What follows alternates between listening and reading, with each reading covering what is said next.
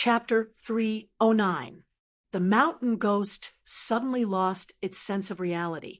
It was as if it had turned into rising smoke. When the mountain ghost collided with the griffin, its form became more and more ethereal. Even Huaishur felt as if he was about to evaporate as the divine mark operated.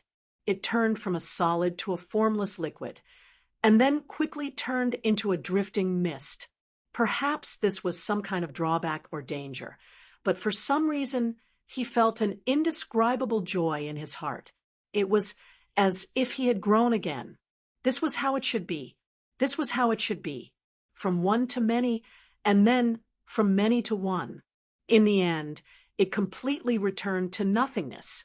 The boundless vitality within the origin substance began to gradually condense as it was drained away. The season slowly moved from midsummer to winter.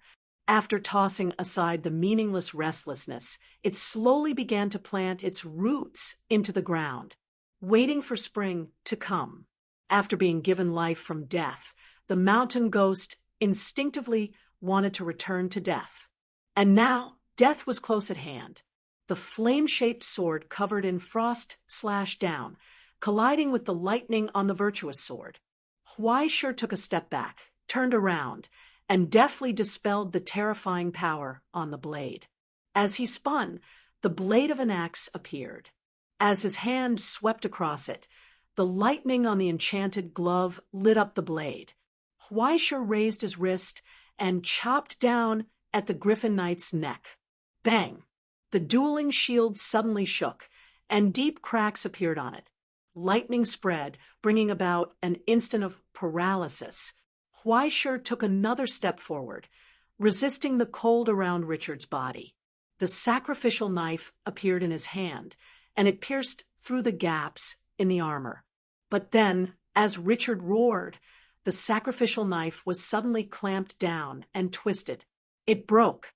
The impact of the origin substance breaking made Huaishur's vision go black. Then he saw the flame-shaped sword in Richard's hand suddenly disintegrate. No, it should be said that under the power of his soul, it gathered into a beam of origin substance fire and slashed at his face. This was an ability that was similar to the sealing hand. After the flaming sword was transformed into origin substance, it was able to bind the origin substance within the outline of the blade, creating a violent, fleeting attack. After expending a weapon, he would instantly gain 10 times more power than before. Chop! Huaishur hurriedly retreated, using the Emperor Yu's steps. He felt as if his tendons were about to be torn apart. A sharp gash appeared on the front of his gray windbreaker, and the origin substance within it had been deeply dented. The hallucinatory pain had already been engraved into his heart. If it wasn't for this light armor, Huaishur would have been severely injured in an instant.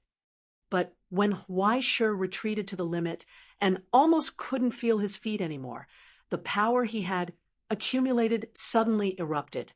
It was like the rebound of a spring that had been compressed to the limit. Huaishur ignored the embers of the origin substance sword and leapt forward. The spear of compassion suddenly appeared in his pale green hands and pierced forward. A mournful shriek rang out. Richard didn't panic, as if he had expected this. After the dueling shield, he pulled out a heavy long sword and blocked in front of him. In the next instant, the long spear pierced through.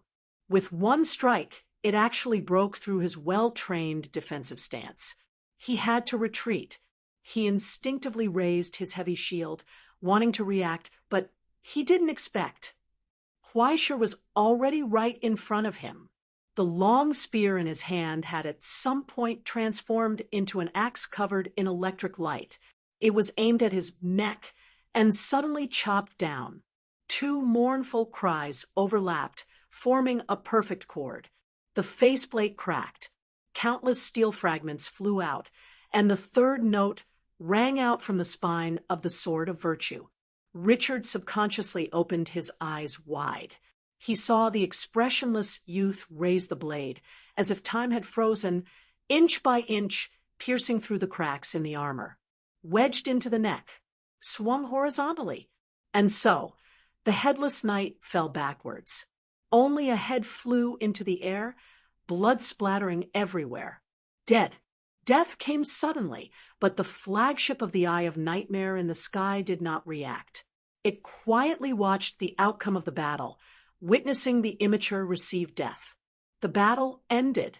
At that moment, the figure hidden in the void suddenly leaped out. The assassin, who had been lurking for a long time, crossed hundreds of feet in one step. That instant of explosive power was even above Huaishir's step. He stabbed the dark green dagger in his hand at Huaishir's back.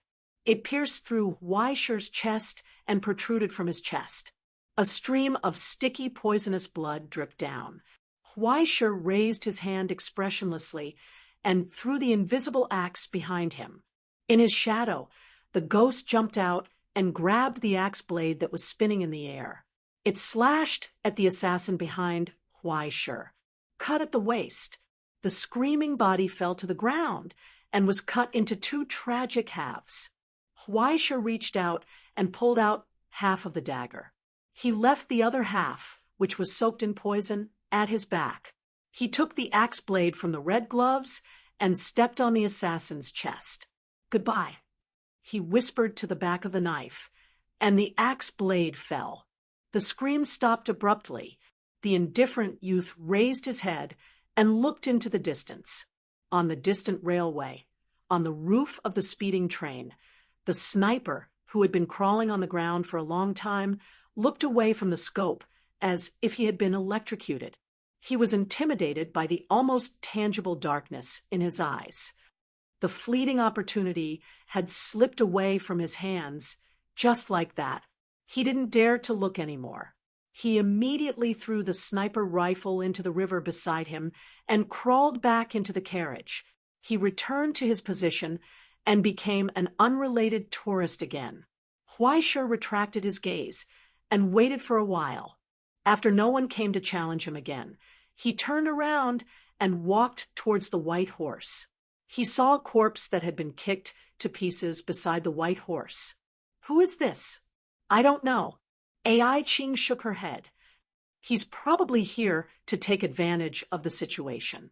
Huaishir nodded and pulled out the remaining half of the dagger. He threw it on the ground and applied a layer of silver blood potion on it. He looked up and asked, "How far is it?" 80 kilometers. "It's not far." Ai Ching asked, "Are we still going?"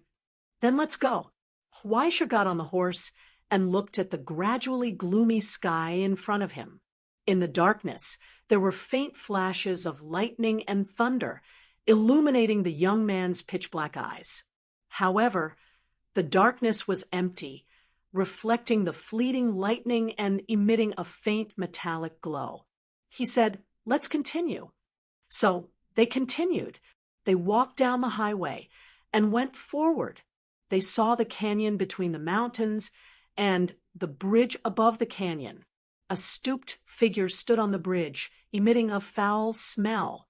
But in his hands, he held a large scythe that looked exaggerated compared to his monkey-like body. The bone-white scythe was full of gaps, making people feel cold just by looking at it. And under the disheveled hair, a pair of eyes that were less black than white burned red the moment he saw them. After a strange cry, he pounced straight at them. Both of his legs were actually reversed joints. Rather than a person, it was better to say that he was like a beast. Bang! The sweeping scythe blade stopped abruptly in front of Huaishir. On the white horse, the sword of virtue was pressed against the handle of the scythe. Huaishir slowly raised his eyes and stared at his blood-red eyes. "Just you?" The monkey-like strange person did not speak. He still screamed, raised the scythe in his hand, and slashed again. But the white horse stood up like a human and abruptly kicked at him with its hooves. The enemy flew out, but before he landed, Huaishir had already appeared in front of him. The blade slashed down, and an arm flew up. In the spurt of blood, Another arm popped out of the wound and suddenly grabbed Huaishi's face, gouging out 2 bloody marks. The scythe wielder's legs fell to the ground. The scythe swept across, and the sharp sound of steel rubbing against each other sounded. Lightning flashed, and the blade of the axe chopped down. The bone-white scythe broke. The strange person opened his mouth to scream, but saw Huaishi coming forward. The sacrificial knife in his hand nailed into his mouth, sucking his blood crazily. In an instant, the dirty face withered. The next moment, the blade of the axe was raised and chopped down. The head flew out. The enemy fell to the ground. Worried about the terrifying regenerative ability, Huaishi waved his hand, threw down a pack of metal fuel, and snapped his fingers. Flames rose into the sky. In the raging fire, the monkey-like strange person struggled crazily, screaming, and in the end was completely burned to ashes. All that was left was a withered head, its eyes wide open as it stared fixedly at Huaishi. Huaishi raised the axe and chopped it, dead. He raised his hand, wiped the wounds on his face with the silver blood potion, and looked into the distance. 70 kilometers. He turned around and led the white horse. Let's go. Okay. AI Ching nodded. They continued to move forward. On a distant mountain, 2 people in black suits stared at everything here with binoculars. When they saw that the monster they sent out was killed so easily, they could not help but frown. Not fast enough. The speed is enough, but the skill is not good enough. There are too many beasts integrated. There's still one backup. Do you want to continue? The actual combat practice is to find flaws. Once the flaws are found, there's no need to get involved. Then let's go. Okay. They picked up the briefcase beside them and turned to leave. Huaishi was still moving forward. 52 kilometers away, outside Mingguang town, he saw a huge beast crawling at the foot of the mountain. It had 8 arthropods like a spider, and its whole body was covered with heavy steel armor. Venom slowly dripped from its mouth. The violent chemical toxin melted the stones into liquid, and a pungent stench spread. On its back, a woman with dense tattoos on her skin raised her eyes, holding a hook-like spear and a dagger in her hands. Seeing the arrival of Huaishi and the others, she slowly raised the weapons in her hand. I've cleaned up the surroundings. Don't worry about your woman, she said in choppy Dongxia language. Bring it on. Although she's not anyone's woman, thank you anyway. Huaishi smiled and threw the sacrificial knife to the red gloves, asking him to guard AI Ching. After standing a little further away, he raised the spear of compassion in his hand and clenched it. Without warning, a large dark green net was spat out from the spider-like beast's mouth. Its sharp knife feet trampled on the ground, whistling toward Huaishi. The spear of compassion was raised. From the fragrance of iris flowers, a dim electric light lit up, reflecting the sudden burst of thunder in the sky above his head. It stabbed forward. The white horse neighed, moved forward, and walked into the net. Then, with a fierce piercing, the entire net and restraint were torn apart, and the horse brazenly crashed into the spider-like beast. The long hook and the spear of compassion collided in the air, creating sparks. At the moment of intersection, the woman swung the dagger in her hand horizontally. It was as fast as lightning. Huaishi couldn't stop it in time. He didn't want to stop it. In his hand, the axe blade slashed down again, smashing the spider-like beast's helmet with irresistible force. Its head was smashed into pieces. The dagger slashed across his throat, tearing apart the collar of his windbreaker, leaving behind a wound so deep that the bone could be seen. But then, the crack healed as Huaishi's palm wiped it, forcibly reconnecting it. At the moment when the mount was hacked to death, the rider couldn't help but stagger. Then, she saw Huaishi's sword of virtue pierce through her on the saddle. Her lungs were torn apart, The woman with tattoos all over her face seemed to feel no pain. The long hook in her hand suddenly softened, entangling Huaishur like a snake, and the dagger in her other hand stabbed again. Bang! The axe of fury swept across, shattering the softened, long hook. With irresistible force, it cut the dagger into pieces along with her arm.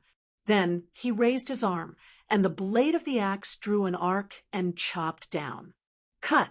The two sides crossed each other, and blood spurted out. From Huaishur's chest to the rider's shoulder. The white horse ran forward for a while, then turned back to look at Huaishur. Huaishur patted its neck, and it snorted, then trotted back to where she had come from. Ai Qing raised her head and stared at the deep wound on Huaishur's chest. Her expression didn't change, and she just asked, "Continue, continue." Huaishur answered calmly, reached out, and pulled her onto the horse's back. They continued forward. In the increasingly dense thunder, the distant sky gradually darkened. It was going to rain. 50 kilometers to go.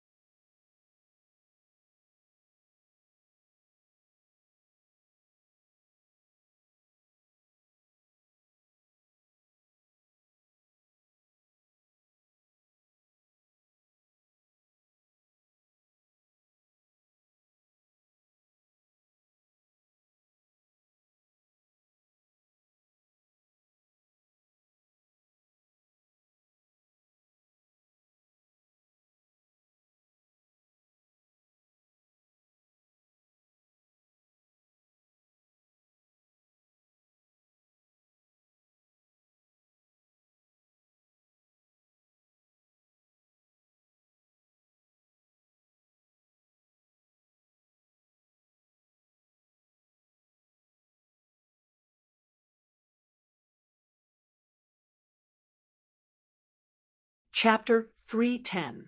Triple Suspect, You're Under Arrest. In the solemn atmosphere of the conference room, the young man on the big screen, who was dancing with a trident, took the lead and raised his spear. Suddenly, he burst out from the crowd, and his spear shot out like a dragon, piercing a middle-aged man with glasses to the ground. Without waiting for the commotion to spread, 4 or 5 ascendants who had been waiting for a long time pounced forward and put on shackles and shackles. Then they hammered a silver nail to the neck and pinned this notorious wanted criminal to the ground, skillfully and deftly capturing him alive. Immediately after, someone clapped his hands before the crowd could react, smiled, and used a wide-area hypnosis and suggestion, asking everyone to pretend that nothing had happened. Very quickly, the triple suspect was stuffed into a van headed directly to Jixia and disappeared from the screen. On the various screens on the big screen, more than 6 teams were moving at top speed, continuously capturing or killing the sublimators who had snuck into the reality according to the plan. As the eldest cousin tapped his fingers on the table, the countdown continued, like a symphony.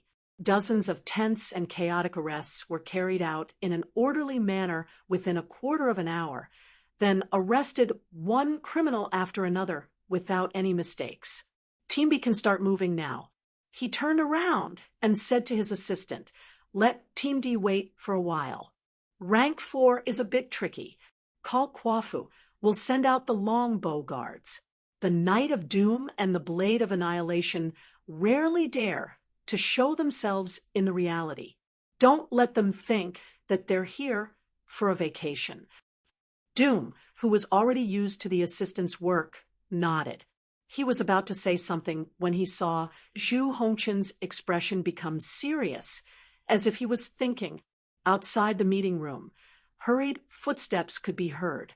Immediately after, someone pushed open the door and entered. "Sorry, there was a bit of traffic on the way. The Mouth of Hunger 3-star milk tea you ordered has arrived.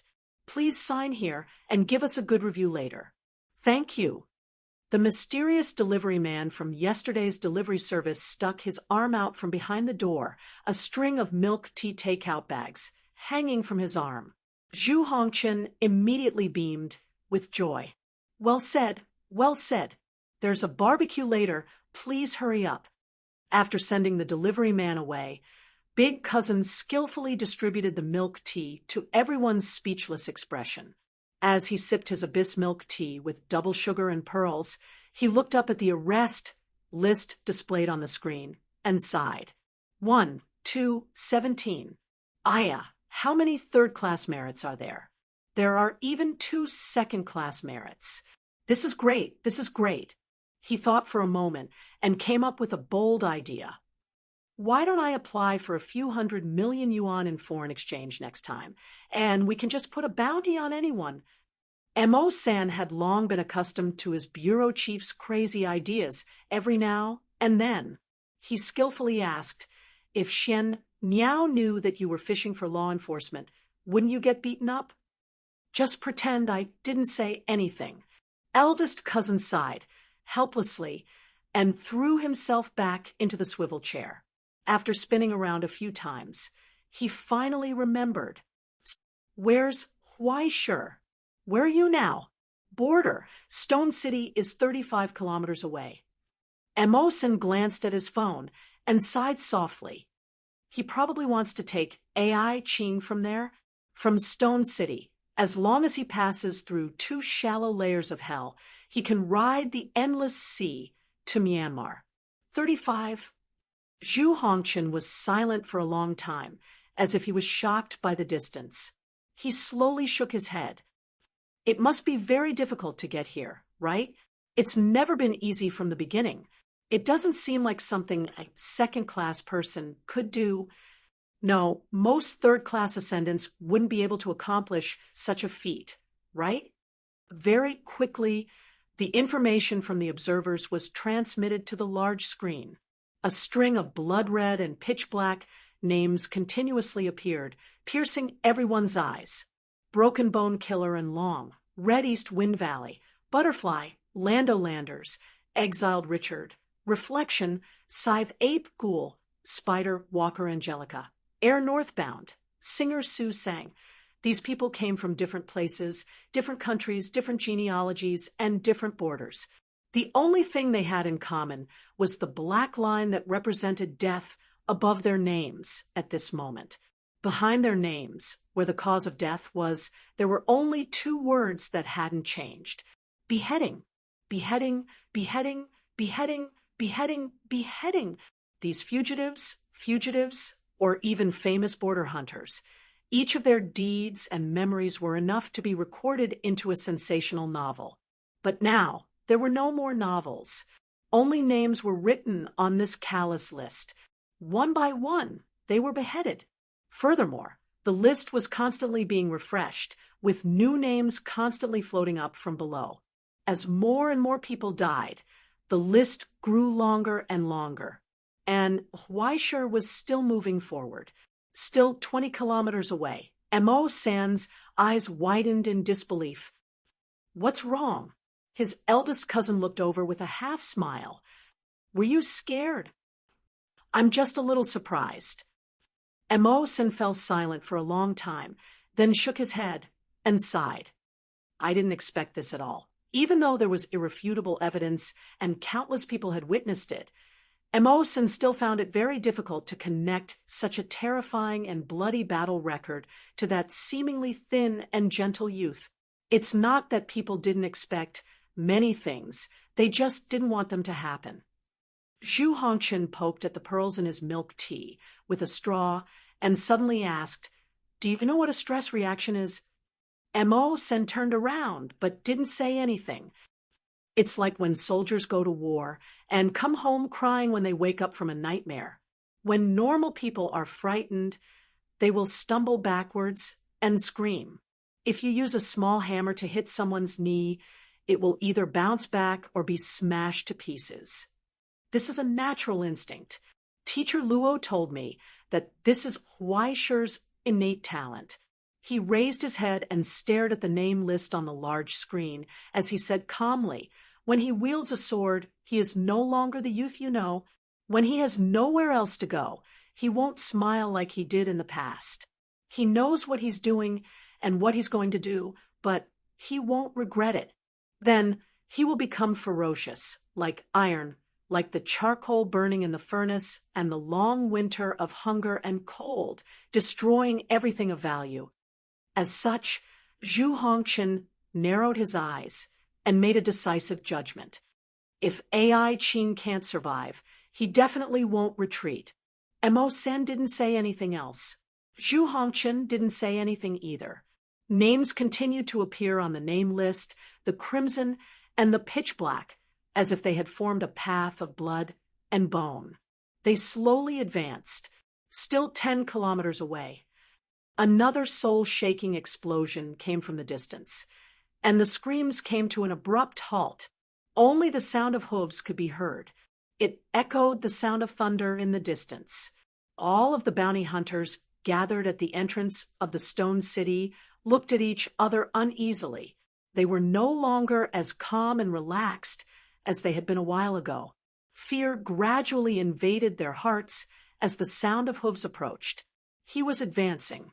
The last 15 bounty hunters who had rushed to Jinling were here.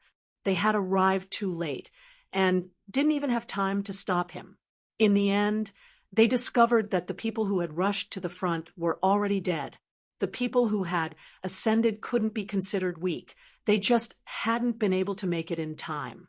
But no matter who it was, when they heard about the terrifying achievements that had been made in the past 3 hours, they couldn't help but feel an indescribable sense of disgust, especially when they might become a part of those achievements. When they looked at each other, the wariness and hostility in their eyes disappeared. Instead, they could clearly see the panic and unease in many people's eyes. Some people had already turned around and left, but even more people chose to stay. Don't be afraid. He's just one person. We'll all attack together, no matter how strong he is. Does he have 3 heads and 6 arms? These words circled around everyone's lips, but no one said them out loud. Once they said it out loud, the battle would probably be over before it even started. Let's establish a position first and wait. The ascendant with slightly gray hair suggested, "This time, it's obvious that we can't handle it alone. Why don't we work together? If you trust me, then we'll split the money according to our contributions. I'll send the dead people's share to their magic gold bank account. Those who agree, come to my side." At this time, whether it was a good decision or a bad decision, it was precious. There was nothing more irritating than silence and hesitation. It couldn't be better if someone stood up and was willing to take responsibility. Soon, 3 slightly sparse lines of defense were set up at the entrance of the stone city. This section of the ancient city wall was built with the back of the Black Lake in the distance. They waited for the sound of horse hooves to approach, until a blood-stained knight, riding a scarlet war horse, slowly walked out of the abandoned train tunnel. In the dead silence, the knight on the horse's back, who was almost dyed red, was revealed in front of everyone. He was already covered in bruises. His face was covered in blood, and he no longer looked as handsome and feminine as the information said. There was only a heart-palpitating calmness. Viscous blood dripped from the gorgeous and cold spear blade, falling into the soil. Wherever it passed, clusters of pure white irises bloomed. The heavily injured white horse neighed and slowly moved forward with the silent knight on its back. It was as if it would fall dead on the spot at any time. It was hard to believe that people could still be alive at this level, but in fact, there were still blazing breaths coming out of their mouths and noses. Their bloodshot eyes carried the temperature of hell's lava. Even though it was so tragic, the girl behind the knight was spotless and didn't suffer any injuries. Because no one could pass in front of him, the scarlet white horse raised its eyes and stared coldly at the enemies in front of it, slowly moving forward. The knight was still silent. The distance slowly closed, and everyone saw the wounds and blood on Huaisher's body. In the silence, their expressions twitched, and they exchanged glances with each other, until the commander with gray hair slowly stood up, put out the cigarette at the corner of his mouth, and sighed softly. He stood up and shouted at the knight. "Huaisher, is it?" No one answered. In the silence, the white horse still moved forward, neither fast nor slow. Its cracked iron hooves hit the stone, bursting into sparks. Like the beating of a drum, it shook everyone's heart. "There's no need for this." The commander said loudly, "No one can blame you anymore after you've done this. Even if you die, you can't rush over. Why don't we talk?" Still, no one spoke. Huaisher lowered his eyes and didn't respond, as if he didn't hear it. But then the sound of iron hooves trampling became denser. The horse's hooves hit the rusty iron track, reflecting the thunder that suddenly crossed the sky. From the moment she broke free from the bondage, but for some reason, he remembered what the muscular old man said to him a few days ago. "Are you mistaken, Huaisher? Not everyone will fall into the abyss of misfortune after leaving your help. Why do you have to make everyone unable to leave you?" Huaisher shook his head and couldn't help but want to laugh. "Yes, why do you insist on being a hero everywhere? Not every girl persistently hopes for a prince charming to fall from the sky. Huaisher, not everyone thinks that there will be a savior who will solve everything neatly. Your Highness, times have changed. Instead of waiting for a prince who works sometimes, they may prefer to solve things themselves. Maybe after they pick up the Gatling gun, they can still hold a cigarette in their mouth and ask the late prince to light it. Since when did the soft and fragrant ladies become such terrifying creatures? It's really hard to accept from the bottom of my heart. It's too sad to talk like that. AI Ching." Huaisher coughed and laughed at himself. "I originally wanted to be friends with you. Forget it. I hate you very much." AI Ching gently sat beside him and glanced at him. "From the first time I saw you, I hated you.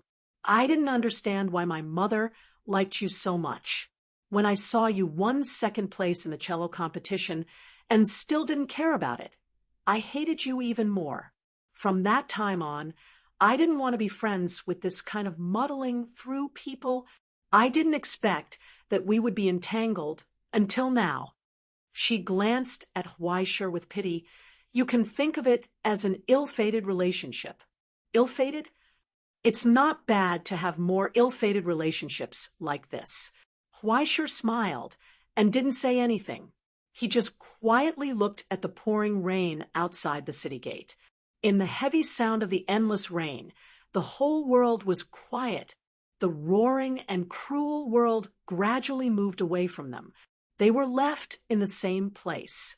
In the speechless silence, everything became unimportant. Whether it was stubbornness or grudges, they all drifted like water vapor, dissipating in the long silence. But only now, he suddenly felt that AI Ching was real. She was not the lonely phantom in the memory fragments of the past, nor was she the woman who was obsessed with higher things, who made people feel unreachable. She really existed in this world. She was right beside him, only a short distance away. He could even hear her heartbeat and breathing. In the silence, they seemed to be no longer lonely. They were freed from the shadows and resentment of the past and accompanied each other in this cruel world, even if it was only for a short moment, until the pouring rain gradually became thinner. AI Ching slowly got up from the ground and looked into the distance. "Are you ready to go?" "Yes." She nodded. Don't you have anything to say to me? Huaisher looked at her. Only two black-clothed men, wearing sunglasses, came forward, as if they had been waiting for a long time. They looked at Ai Qing, then looked up at Huaisher, who had fallen under the city gate, and softly asked a few questions. After Ai Qing answered, they nodded, took out handcuffs, and handcuffed Ai Qing's wrists. Madam Ai Qing, the Ministry of Justice has evaluated and reviewed the laws you have violated. You will be temporarily detained, and your trial will be held in a week. After showing her the document with the seal of the Astronomy Society and the signature of the Ministry of Justice, the leading black-clothed man asked, Do you have anything else to say? No, I believe the Astronomy Society will give me a fair judgment. Ai Qing calmly shook her head, then said, But before that, can you give me a blanket? I'm a little cold. Soon, a thin and warm blanket appeared in the hands of the female black-clothed man and covered Ai Qing's shoulders. Is this okay? She asked. Ai Qing nodded, turned around, and followed them to the door that suddenly opened without any resistance. Finally, she heard a shout behind her. Wait a minute! At some point, Huaisher had crawled up from the ground. He used the sword of virtue to support his body, and shouted at Ai Qing with all his might, Wait a minute, Ai Qing! Panting heavily, Huaisher stared at her back and said with all his strength, One more question. I have one more question to ask you. There was one more question that he had to ask. He was afraid that if he didn't ask now, he wouldn't have a chance in the future. But when Ai Qing turned around, he fell into silence. His lips moved, but he couldn't speak. The two black-clothed men didn't seem to be in a hurry. They were tolerant of this kind of thing. Or rather, after witnessing everything from the beginning to the end, they looked at Huaisher with eyes full of admiration and sympathy. It was just a few minutes. They could afford to wait. Ai Qing calmly looked at Huaisher's red face. She was waiting for his question. She seemed to have prepared the cruelest answer. Huaisher hesitated for a long time. He finally mustered up his courage and asked loudly, Where did you buy the divine light of grace? In the dead silence, Ai Qing was stunned. The words that she was about to blurt out were stuck in her throat. After a long time, she finally reacted. Her shoulders couldn't help but shake, and she chuckled. It was not only self-deprecating, but also helpless. She should be angry, but for some reason, there was an indescribable helplessness. I really do hate you. Huaisher, she took one last look at Huaisher, turned around, and disappeared into the darkness behind the door. I hate you the most in the world. The door closed behind her with a loud bang. The dazzling sun and the emblem of the Astronomical Association disappeared together with the huge and cold building. Only the gradually exhausted rain dripped weakly from the sky. Huaisher staggered back and leaned against the wet wall. What? He chuckled softly and shook his head. You don't even want to send me a link? Isn't it too cold? No one answered. Through the thin curtain of rain and gradually dissipating dark clouds, he saw the distant sun gradually sink into the curtain of night. In the clear dusk, fleeting starlight lit up in the dusky sky. The rain was about to stop. He closed his eyes tiredly. Then he felt the rain on his face stop abruptly. There was a black umbrella over his head. A passing cowherd looked down at his helpless and embarrassed appearance and laughed gloatingly. Yo, young man, are you heartbroken? Huaisher rolled his eyes at him, thought for a while, and suddenly asked, Are you free? He said, Let's go for a drink. It's my treat. Okay. Yu Dongri smiled and reached out to pull him up from the ground. Let's go. But have you thought of a toast? To death, how about that? Not bad. Anything else? To freedom. Huaisher took one last look at the direction where Ai Qing left, chuckled softly, and walked forward. He said, I'm free. Chapter 3:12. When she woke up, she saw a white ceiling.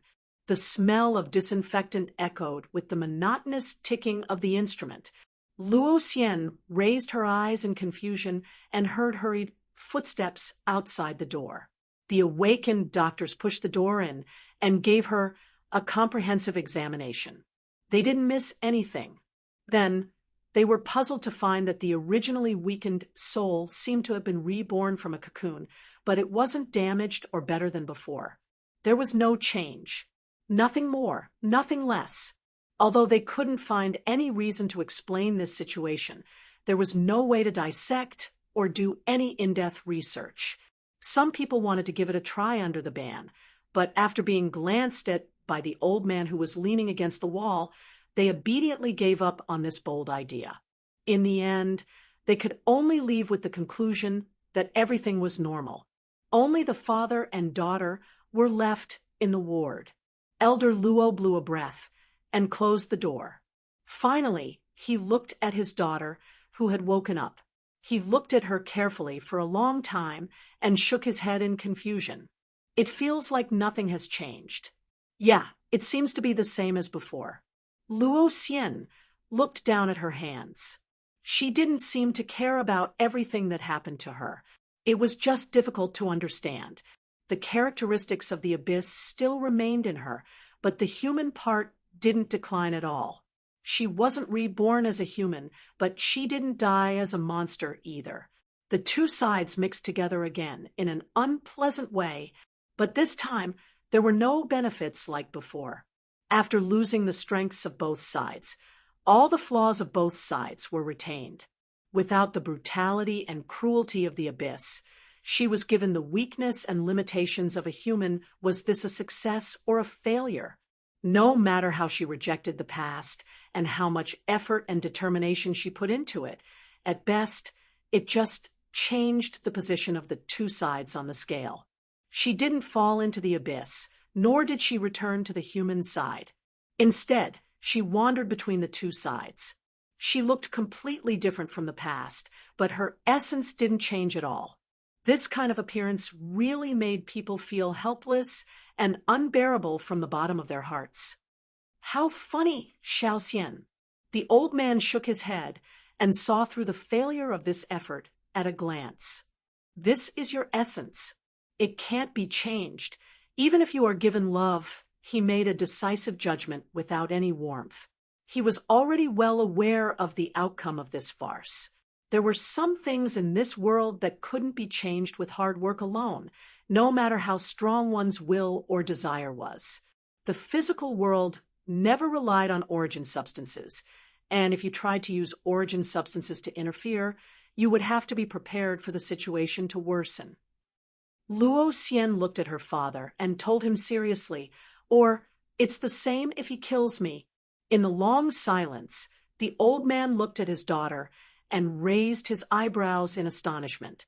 He didn't know if it was pity or pity, but he couldn't help but shake his head. The first love in more than 20 years is actually one-sided. What a pity, Xiao Xian. The old man sighed softly. Whether it's killing or being killed, loving or being loved, I'm afraid you won't get it. That's enough, isn't it? Luo Xian still looked at him and calmly accepted this reality. Didn't the books say that first love is always restrained and inexperienced? It's just that you can't get the result. It's not to the extent that it's depressing, right? The old man thought for a while and nodded. That's true. He asked, "So, are you planning to leave home? Did you see through it? A father has to understand his daughter, right?" The old man asked, "Where do you plan to go? Rome, America, the Russian Federation, London, or outside of the present world?" "I haven't thought about it yet." Luo Xian thought for a while and shook her head. "I'll go out and walk around. Since I was born, I haven't been out of Jinling much. In this case, Father will have a lot less worries, right? Will you come back? I'll naturally come and take a look when I pass by."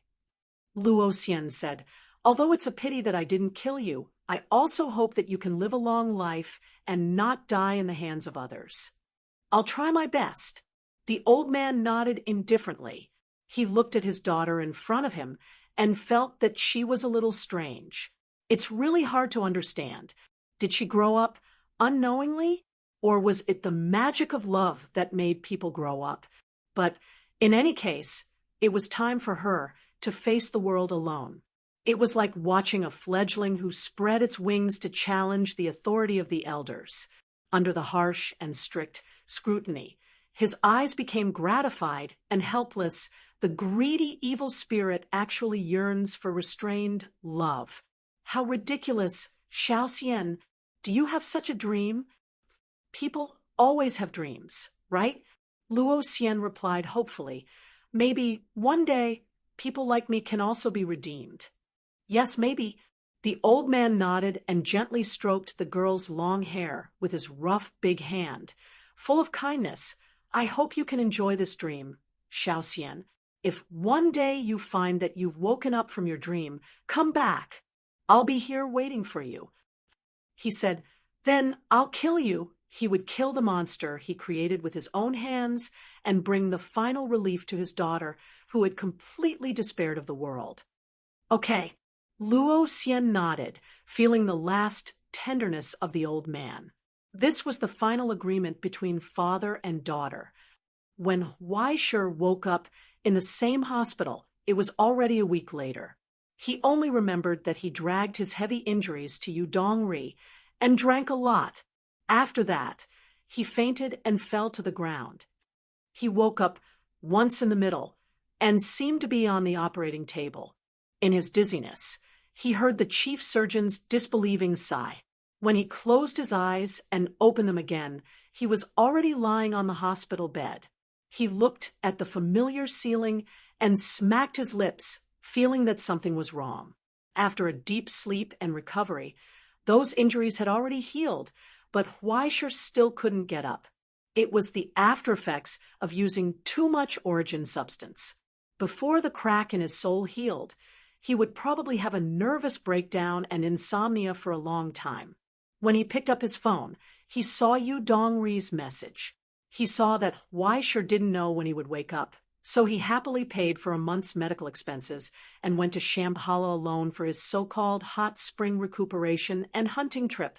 Huaisher was extremely envious when she saw the photos of him with various young ladies in his circle of friends, as well as the huge humanoid robot that loomed in the background. If he had known earlier, he would have been more shameless and followed him. It would have been good to touch the robot. When he opened the internal app of the Astronomical Society, he saw a notice sent to him by the legal department. The secret trial of AI Ching had already started yesterday. Thanks to her excellent defense and AI Ching's own ability and value, or perhaps because of some political transaction and protection that Huaisher didn't understand. In the end, because she took the initiative to surrender, she was only sentenced to 20 years of border service, which was to be executed immediately.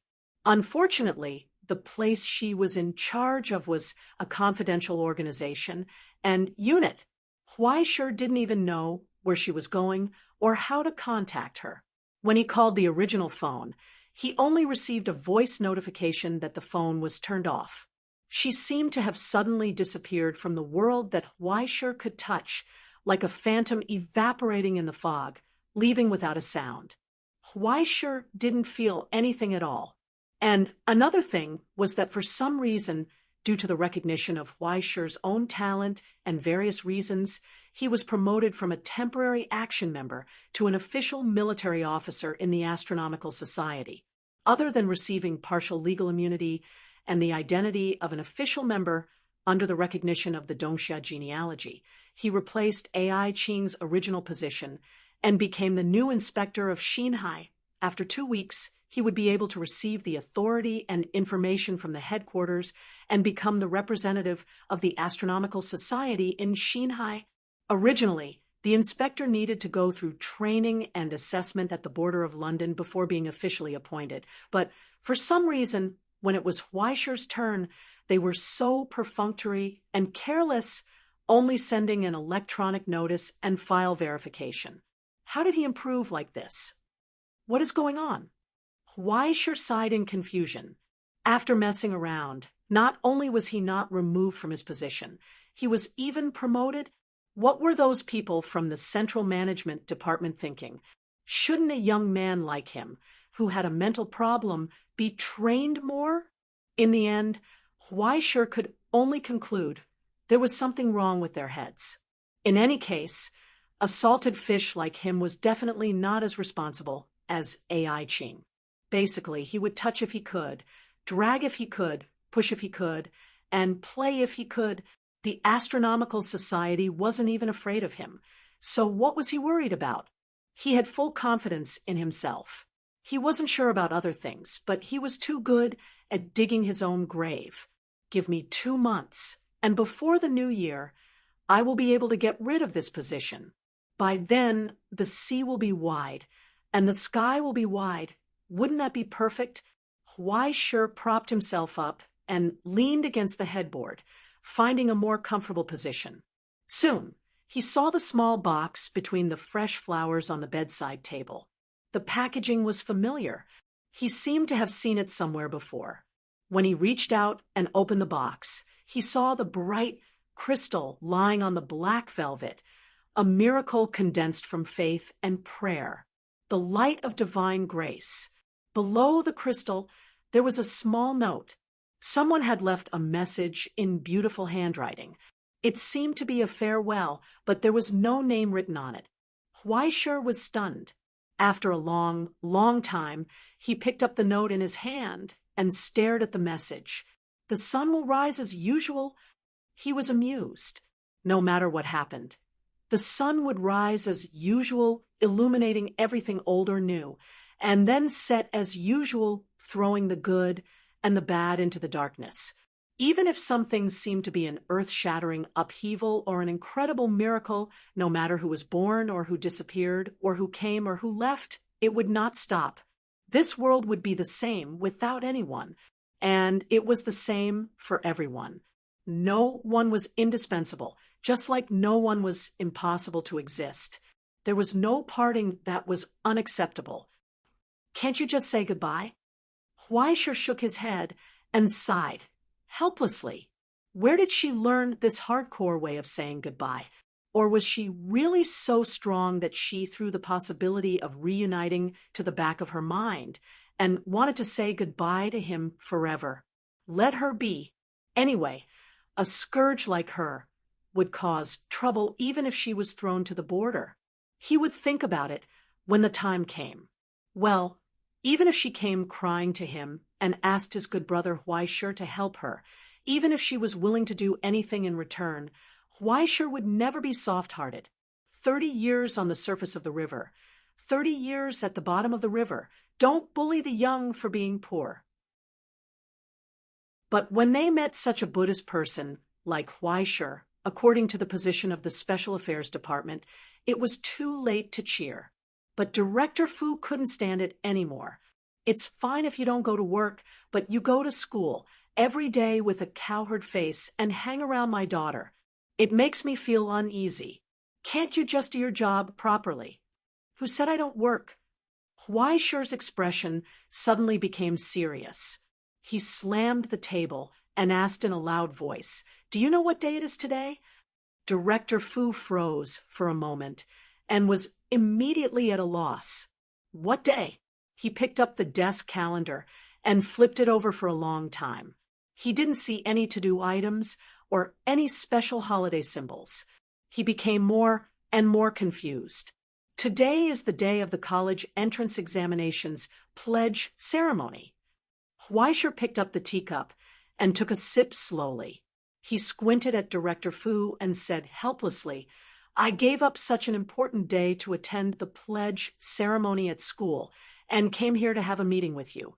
You're actually telling me this? Director Fu, do you really care about the future flower of the motherland?" Director Fu froze for a long time. His expression twitched, and the veins on his forehead popped like two children jumping rope. Every time the veins popped, For legs would stomp on his head, his cranial pressure soared. Flower? The motherland has 8 lifetimes of bad luck to have a flower like you in the future. He used the last of his rationality to convince himself that he couldn't kill this little B** starred in his own office. He could only pant and try his best to look away. Then he saw Weischer's phone vibrate violently.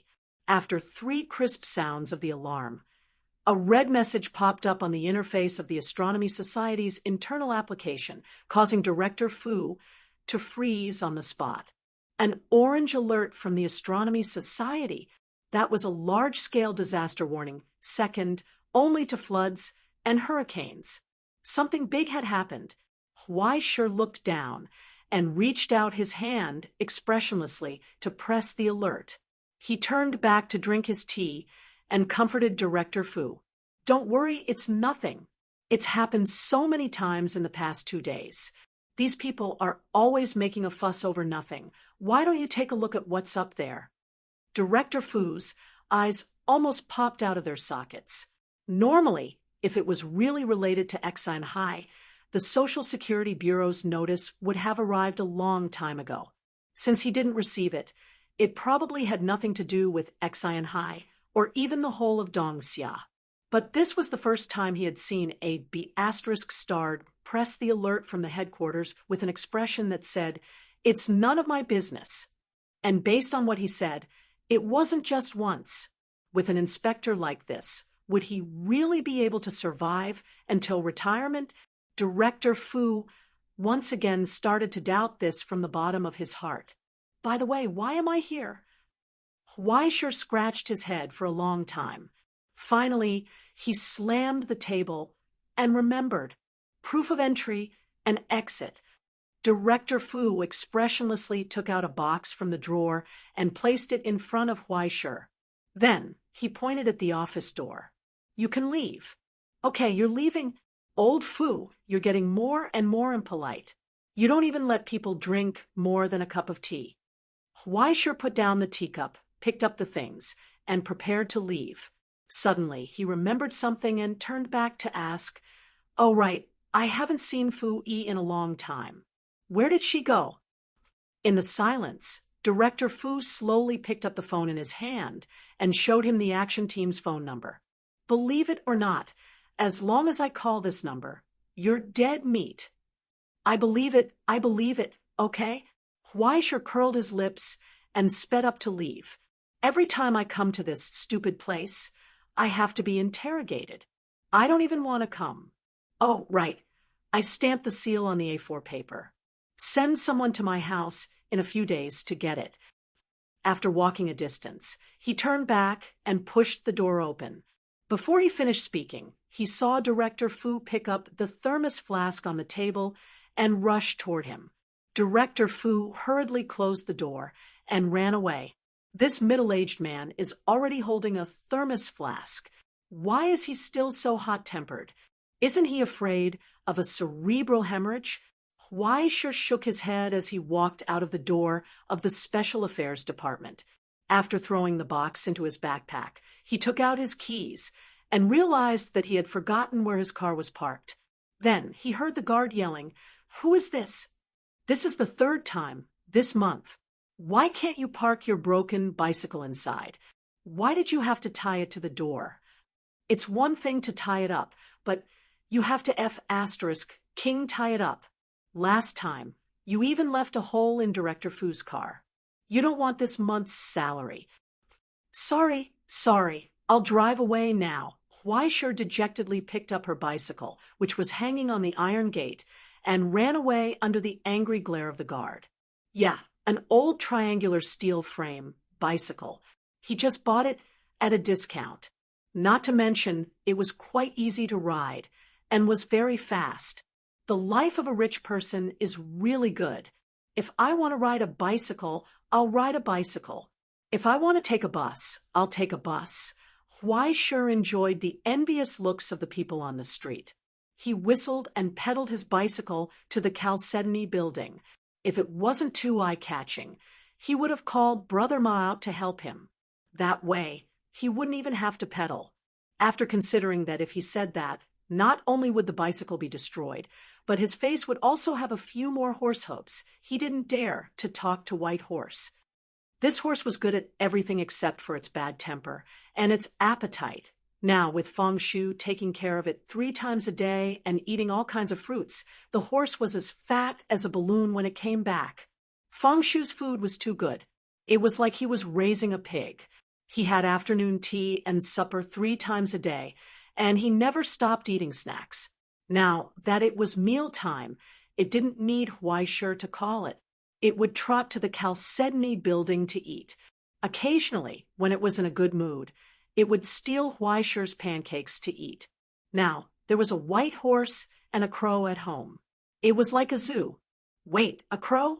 He suddenly had an ominous premonition. Immediately after, he felt his phone vibrate violently in his trouser pocket. It was as if a group of people were dancing in circles in his pocket.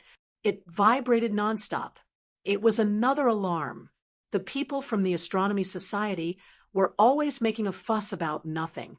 They would give an early warning about border disturbances, a slightly high wave in the endless ocean, and a warning about people entering the discovery realm. They just sent text messages all day long. They weren't afraid of disturbing the people. Huaishur calmly took out her phone. Just as she was about to see what the group of idiots had sent her, she almost flew off her bicycle. Your bank card ending with 4444 has spent 170,000 yuan today. Your bank card ending with 4444 has spent 670,000 yuan today. Your bank card ending with 4444 has spent. What the hell? A series of spending messages jumped out of the phone, like a flood. When Huaishur saw it, it was still jumping. He was so scared that he almost fell into a ditch. My money! Huaishur's face turned green with fright. He pedaled the bicycle as if his butt was on fire. The friction between the chain and the gears almost burst out with sparks. He instantly accelerated. The old-fashioned bicycle screeched and sped past an off-road vehicle, then a sports car.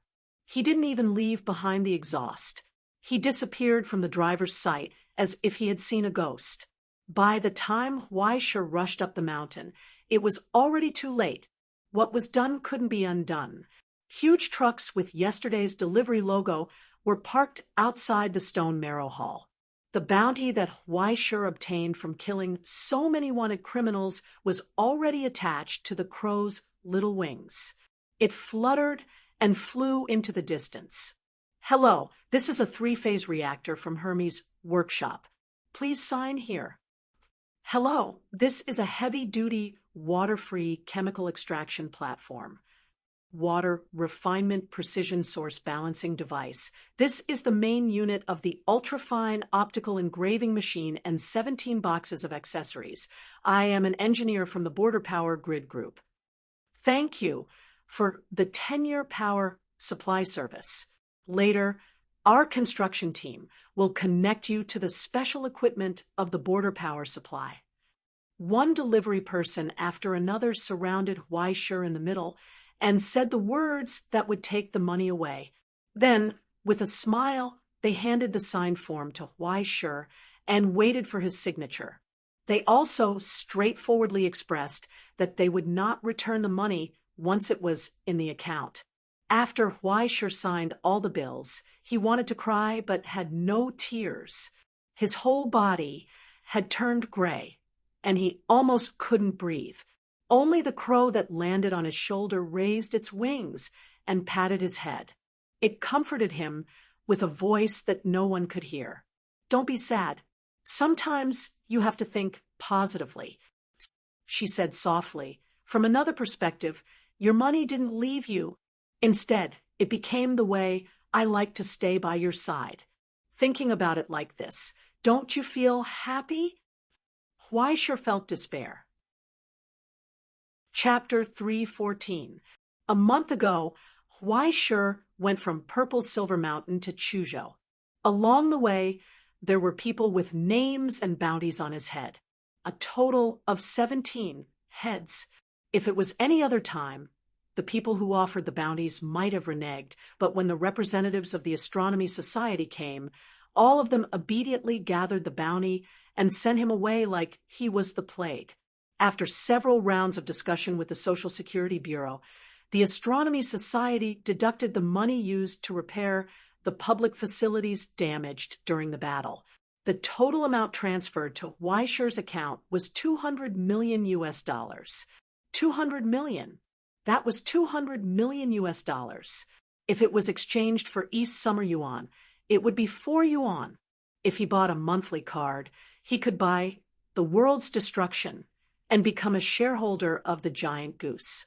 If he were to directly draw cards, on average, he would be able to break through 10,000 mobile phones and save a mobile phone factory that only knew how to cheat fans of their money aside from performing crosstalks. If he could use the time he spent on tapping on the screen to practice martial arts, he would be able to practice the 2-finger vacuum grip that was so beautiful that it made Elder Luo cry. Then there was nothing. Everything was gone. Weischer had worked so hard for so long, and it was rare for him to enjoy the warmth of the organization. In the end, before his heart could warm up, Crow woke up and poured a bucket of cold water on him. What saved him from his despair was a thick stack of printed manuscripts that were still warm in front of him. What is this? Weischer raised his eyes and looked carefully for a long time before he saw a line of big words between the lines. Spiritual Coffin Repair Encyclopedia. Yes, I just wrote it. It's still warm. Crow proudly drank the lemon tea that Feng Shu brought over and sighed. Now you know where the money is spent? Luckily, you met a master alchemist like Sister. Turning stone into gold is a piece of cake, not to mention repairing a small spiritual coffin. How is it? Are you surprised? Are you surprised? I'm surprised. I haven't seen where the joy is. Weischer's expression twitched. He looked out the window and saw Feng Shu watering the flowers. He immediately lowered his voice and leaned over. The spiritual coffin is repaired, but what about Feng Shu? The stone marrow building itself was indeed a spiritual coffin, but it was a complete failure. After losing the power to awaken people, it instead gave birth to half a soul with self-consciousness.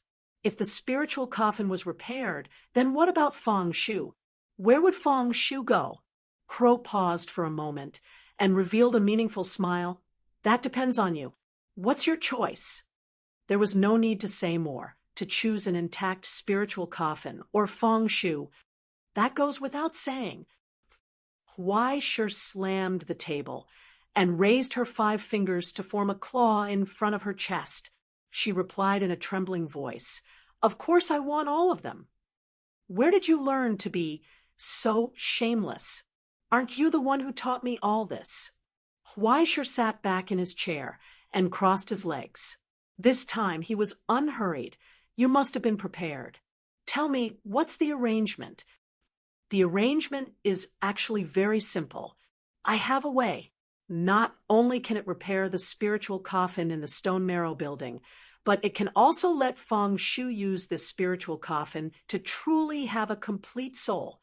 He won't be trapped in this building forever, but it depends on whether you're willing to help or not. Money is not a problem." Weischer waved his hand and said straightforwardly. After that, he glanced at the seemingly innocent Crow. "Besides, I don't have any money now." "Don't worry, I don't want your money. Then give me back the 200 million. "You brat, don't always interrupt." Crow coughed awkwardly. After glaring at him, he continued to put on a serious face and pretended nothing happened. "Where were we?" "Money?" Crow looked at him for a long time with a "the whole family is disappointed in you" look. It was only when Weischer looked away that he slowly said, "Help." "Yes, you're right. Help out. Continue, continue."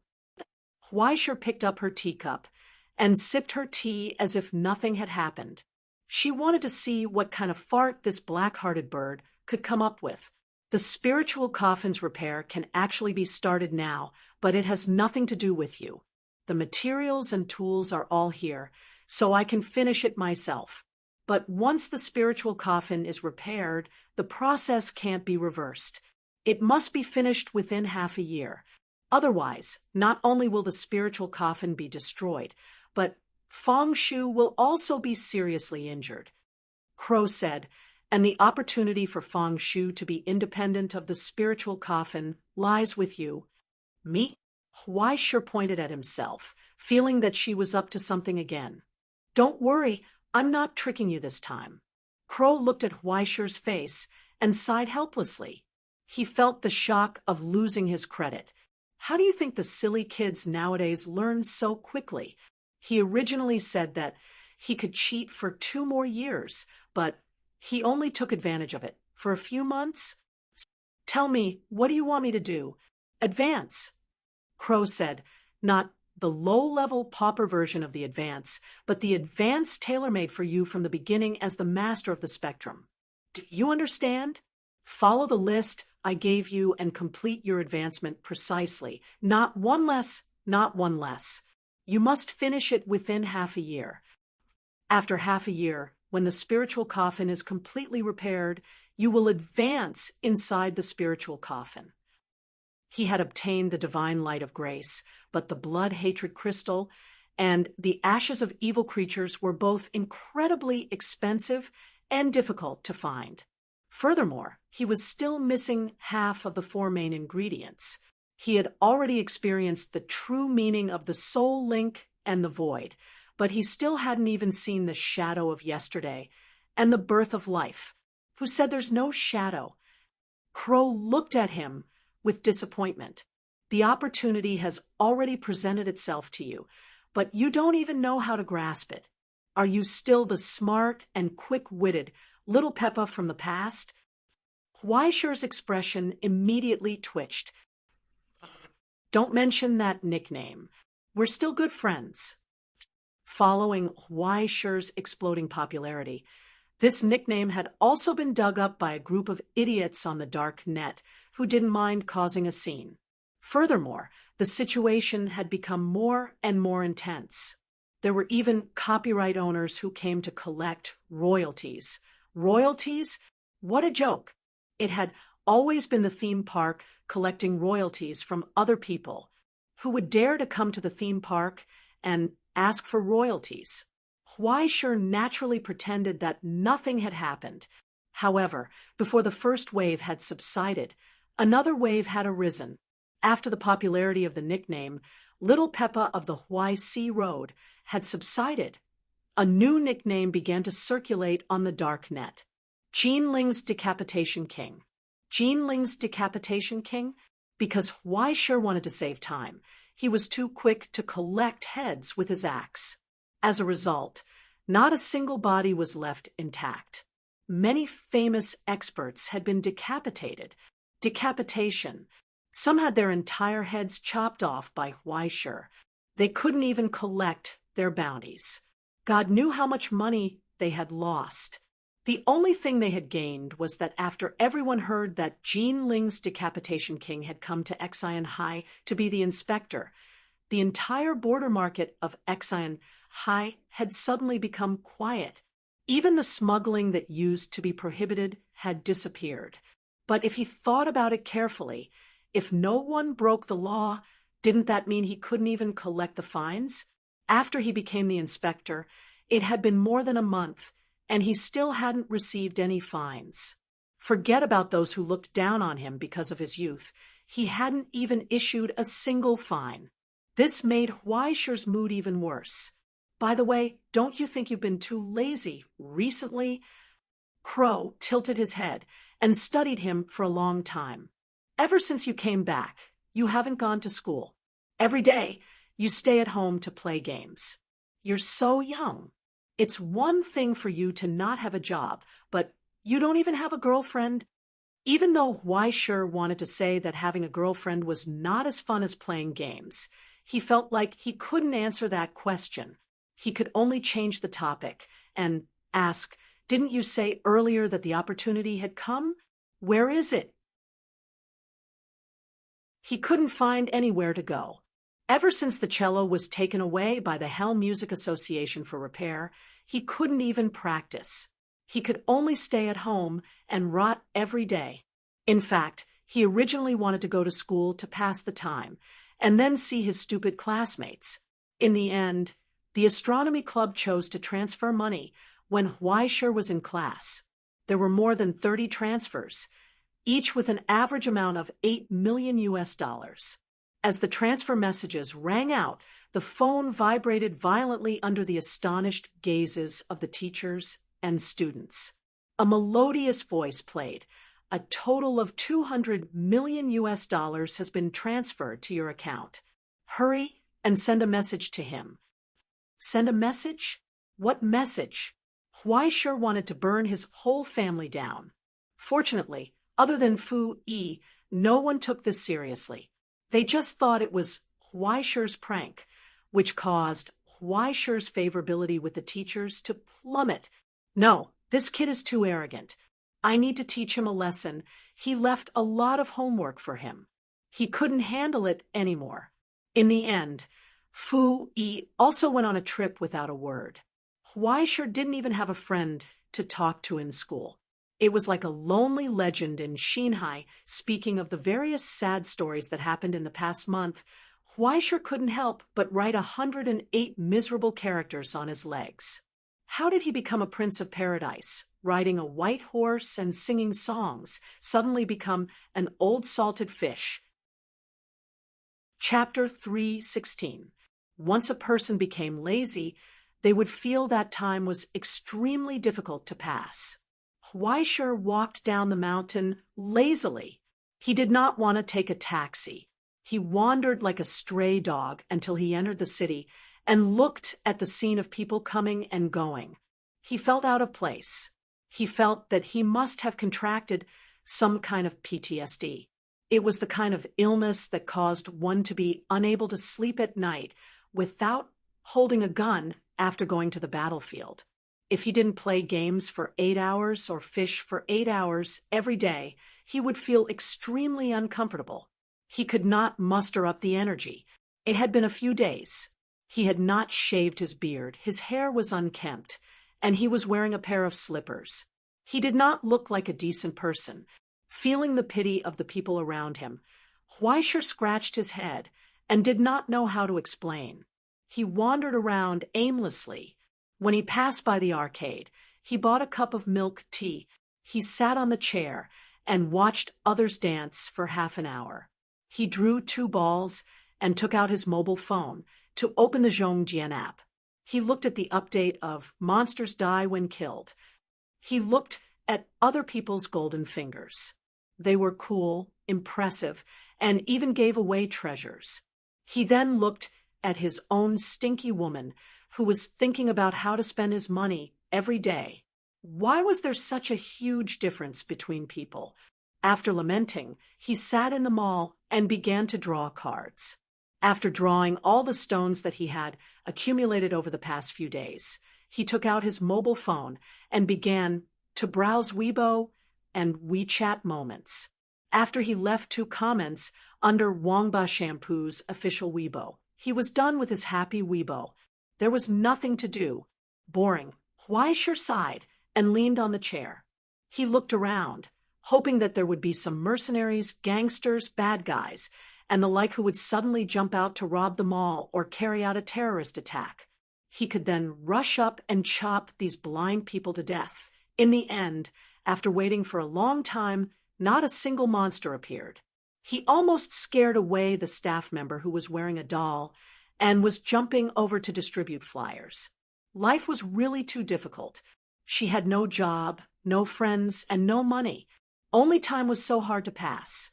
No matter how she tried, she just couldn't move fast. It was not until he walked up and down the entire Renaissance shopping mall several times that he went to the auction house that he had once robbed that he did not find any opportunity to issue a ticket under the frightened and cautious gaze of the person in charge that he could not find any opportunity to issue a ticket. He could only sigh unhappily and turn around to leave. Sounds of relief could be heard from behind. It was as if a heavy burden had been lifted from his shoulders. Who wouldn't be afraid if the guillotine king of Jinling suddenly came for an inspection? Finally, it was time to go home for dinner. However, when Huaishir saw the long string of payment messages on his phone, he couldn't help but feel his liver ache. No, the family must have some income today. Huaishir found a bathroom and straightened his hair. He washed his face and tried his best to put on a serious look. He nodded and found a red armband stuffed in his pocket. He casually put it on his arm. I have to go back to my old business. Standing on the 5th floor of the mall, Huaishir looked around at the various restaurants that were bustling with people. He nodded and walked straight in the direction of the fire safety door. It was time to teach this group of people who did not abide by public order a good lesson. He kicked open the fire safety door and rushed into the corridor behind the door. Sure enough, he saw a floor full of cigarette butts and several people squatting on the ground smoking.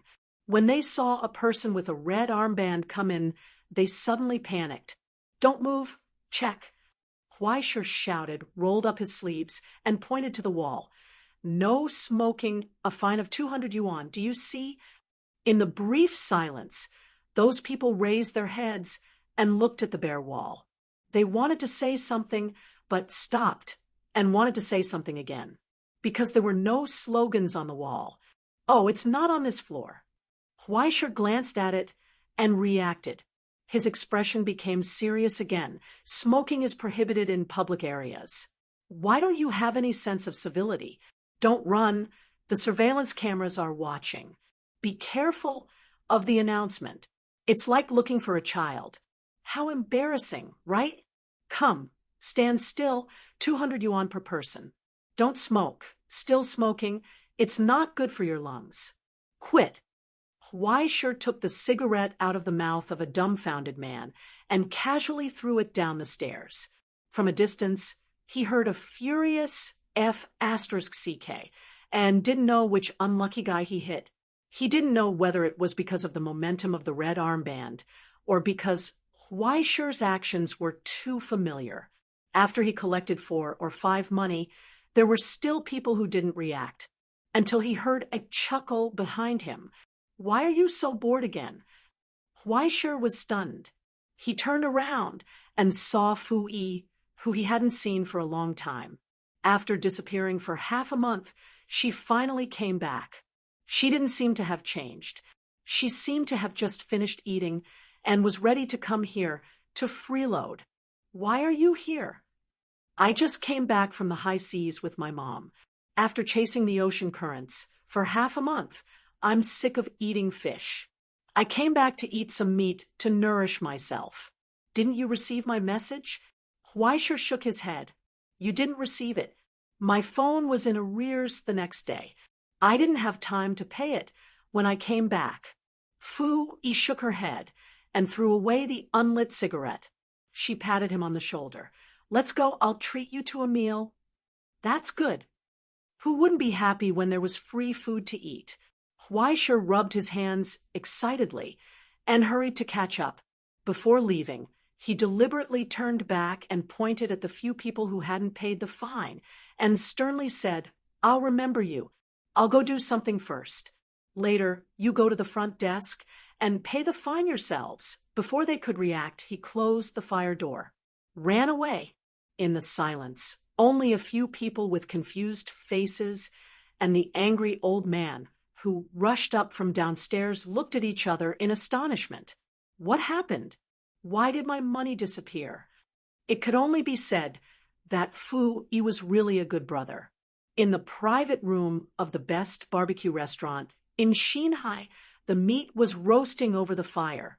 Even 2 sets of cutlery were prepared. After idling for so long, meeting Fu Yi again made Huaishir so touched that tears almost fell. "As expected, you're still the best brother." He picked up his chopsticks, picked up 2 pieces of meat, dipped them in sauce, and stuffed them into his mouth. He felt his whole body calm down, and he felt hot tears in his eyes. "Old friend, why didn't you come back earlier?" "My life was so hard. For some reason." Fu Yi sat opposite him, looking at him strangely, like she wanted to say something but stopped. What's wrong? Huaisha was confused. Is there something dirty on my face? No, I'm just thinking about how to tell you. Fu Yi hesitated for a long time. She raised her hand and pointed at the bowl and chopsticks in front of him. You're using my mom's cutlery. Huaisha froze on the spot. In the silence, footsteps came from outside the private room. They slowly approached, and a lady who was dressed very brightly walked in. She lowered her head and said to the phone, "Okay, I've received the things, so I won't go. You can arrange for someone else. I'm going to eat with my daughter." After hanging up the phone, she raised her head and saw the man sitting in her seat, holding her own chopsticks and eating barbecued meat with her daughter. She froze on the spot. Only Fu Yi looked at the two of them calmly and introduced them to each other. "Mom, this is my classmate, Huaisha. Huaisha, this is my mom." Huaisha was stunned for a long time, and he tried to swallow the meat in his mouth. He looked at the chopsticks, not knowing whether to put them down or hold them. It was not until Fu Yi kicked him under the table that he hurriedly got up and bowed. "Hello, Auntie, I'm Huaisha." "Yes, the Prince of Paradise, the beheading king of Jinling. I've heard of you a long time ago." After the initial shock, Fu Yi's mother had already reacted. She glanced at Huaisha, who had a black face full of question marks, asked the waiter to bring another set of cutlery, and sat down opposite them. She was quite calm. "The meat is already cooked. Hurry up and eat. It won't taste good if it's burnt." She pointed at the barbecued meat and took the lead in picking up her chopsticks. Huaisha froze on the spot. He felt that it was not the right time to eat, but it was also not the right time. He was only afraid that the auntie would suddenly throw her cup as a signal, and a dozen people would rush in from outside and chop him up. Although he might not necessarily be hurt, wouldn't it be too disrespectful if he resisted? Just as his imagination was running wild, Fu Yi glanced at him and shook her head. "Don't worry and eat. My mom and dad are different. Even if they were different, he couldn't eat at ease." Huaisha gave Fu Yi a fierce look and asked her with his eyes, "Why didn't you tell me that your mom was here?" Fu Yi gave him a look and told him, "My mom said that she wanted to see you, and we just happened to bump into each other." Then neither of them understood what the other was saying.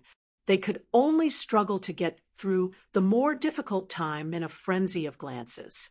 He felt like he was sitting on pins and needles. His heart was filled with grief and indignation. "I treated you as a brother, but you actually wanted to harm me. Speaking of which, we should be considered colleagues. However, I work in a department under the Marine Committee of the Continuation Institute, and I don't often interact with people from the Central Command Bureau." Fu Yi's mother raised her eyes and glanced at Huaisha. "To be honest, I think it's not suitable to be a supervisor at such a young age. It's better to study." Huaisha could only nod. Whatever the auntie said, he didn't dare to refute. Mei Li, a Roman Chinese, Fu Yi's mother, Director Fu's ex-wife. At the same time, she was also an internationally renowned scholar who specialized in the changes and adjustments of ocean currents. She was much better than Director Fu. With such an ex-wife, he must be under a lot of pressure, right? Well, no wonder he was getting angrier and angrier recently. It would probably be difficult to fight for custody. It could be seen that Ms. Li was quite a scholar. This sentence meant that it was easy to offend people if you spoke without beating around the bush. Perhaps she knew, but she didn't care. Plus, with the aura of an elder here, Huaisha could only play dumb. He nodded crazily and smiled stiffly, like a dumb goose that came out of nowhere. She seemed to be quite dissatisfied with Director Fu's plan for Fu Yi. She didn't want her daughter to waste her time in such an ordinary school. If she had time in Rome, it would be better for her daughter to be her assistant, which would be more helpful for the future. Anyway, Fu Yi didn't care where she went. This time, She followed her mother to the sea to chase ocean currents for half a month, helping to sample, observe, collect, and record data. It looked like she was tanned by the ultraviolet rays at sea. Then he stared at Huaishi's pale skin, which had not been exposed to the sun for a long time, with jealousy in his eyes. Chapter 317. Huaishi was creeped out by Professor Li's scrutinizing gaze from time to time. Naturally, he didn't notice the strange look his good friend was giving him. In fact, he didn't even taste the food at all. His heart was in a mess, and he didn't know what this Annie was thinking. Don't worry, I'm different from that old-fashioned old foo. I don't think that holding hands with children is the same as going to bed. After the meal, Professor Li elegantly wiped her mouth and said, "Besides, you're not young anymore. If you really want to hold hands until you go to bed, no one can stop you. When young Americans were your age, they were already sleeping around. What can parents do? It's already a blessing to have protective measures in place." Huaishi was stunned. He subconsciously raised his hand and wanted to say that he didn't. God had mercy on him. He never had any improper thoughts about his good friend. At best, they were just members of the ward club. Occasionally, they would freeload off each other and be each other's negative energy trash cans. It was already a luxury to find someone to listen to him. How would he dare to lust after her body? He didn't even dare to think about it. It was simply too despicable. He stuttered for a long time and could only sigh. As expected of a Roman, Professor Li's mind was really too open. Fu Yi is my daughter. She has been a person with her own ideas since she was a child. She has more ideas than I did when I was young. I don't need to worry about her. Professor Li's eyes were like torches. She saw through Huaishi's little plan at a glance. Besides, don't you already have several rumored girlfriends? I'm not. Huaishi didn't have the energy to defend herself. She hadn't even done anything, but her reputation was already in tatters. Was the rumor that he was a central air conditioner and a scumbag so popular? He swallowed a mouthful of blood. He was afraid of Fu Yi's mother. She was more than 10 levels higher than old Fu. Okay, let's stop joking around. Professor Li waved her hand. She made it sound like she was really joking. She glanced at her daughter, who was still as calm as ever, and nodded in praise. "You've made a good friend." "Well, it's just that you're a little shy. Don't listen to his nonsense." Fu Yi shrugged. "He told me a few days ago that there is no pure friendship between men and women. He. Professor Li adjusted his glasses and sneered. "You make it sound like there's something between men." The old scholar was truly terrifying when he started racing. Huaishi sucked in a cold breath and forced himself to swallow a mouthful of blood, shrinking his neck like a little quail. How could he have the courage to jump out and fight with this nascent divinity expert? How terrifying! Unlike old Fu, who was paranoid about his daughter being persecuted, she didn't seem to care about what was going on between Huaishi and Fu Yi. It was unknown if she was really open-minded, or if she had confidence in her daughter, or, after meeting her once, she knew that even if Huaishi had the intention to do something, he wouldn't have the guts to do it. After dinner, she answered a phone call and left in a hurry. Huaishi was left paralyzed in the chair, sweating profusely. He felt his heart failure and didn't want to move at all. "What's going on today?" He looked at Fu Yi. "What's the old woman doing? Didn't she ask someone to investigate you? This time, you seem to have participated in some rookie competition and seem to be very famous. She said she wanted to meet you."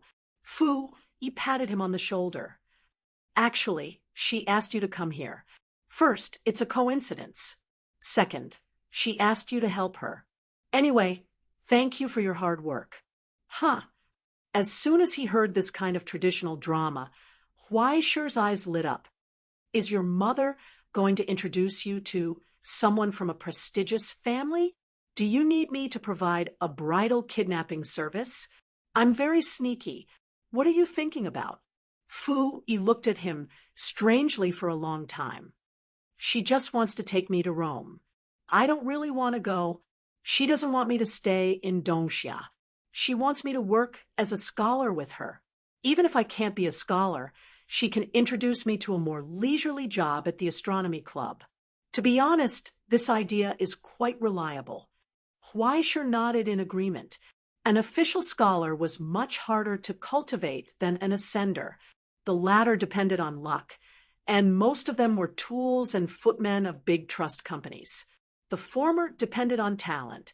Without talent, one might not achieve anything in their lifetime. With talent, 2 or 3 years of hard work could be compared to a lifetime of hard work. Knowledge was power. The field of top students was so unreasonable. As a scholar of ocean currents, and one who was qualified to participate in the annual Ocean Current Maintenance and Adjustment Conference, his status was naturally not low. It was easy to arrange a more leisurely position for his daughter. Even at the astronomy club, there was a lot of work that needed to be done by ordinary people. No, it should be said that the proportion of ordinary people in the astronomy club was much higher than that of the ascenders.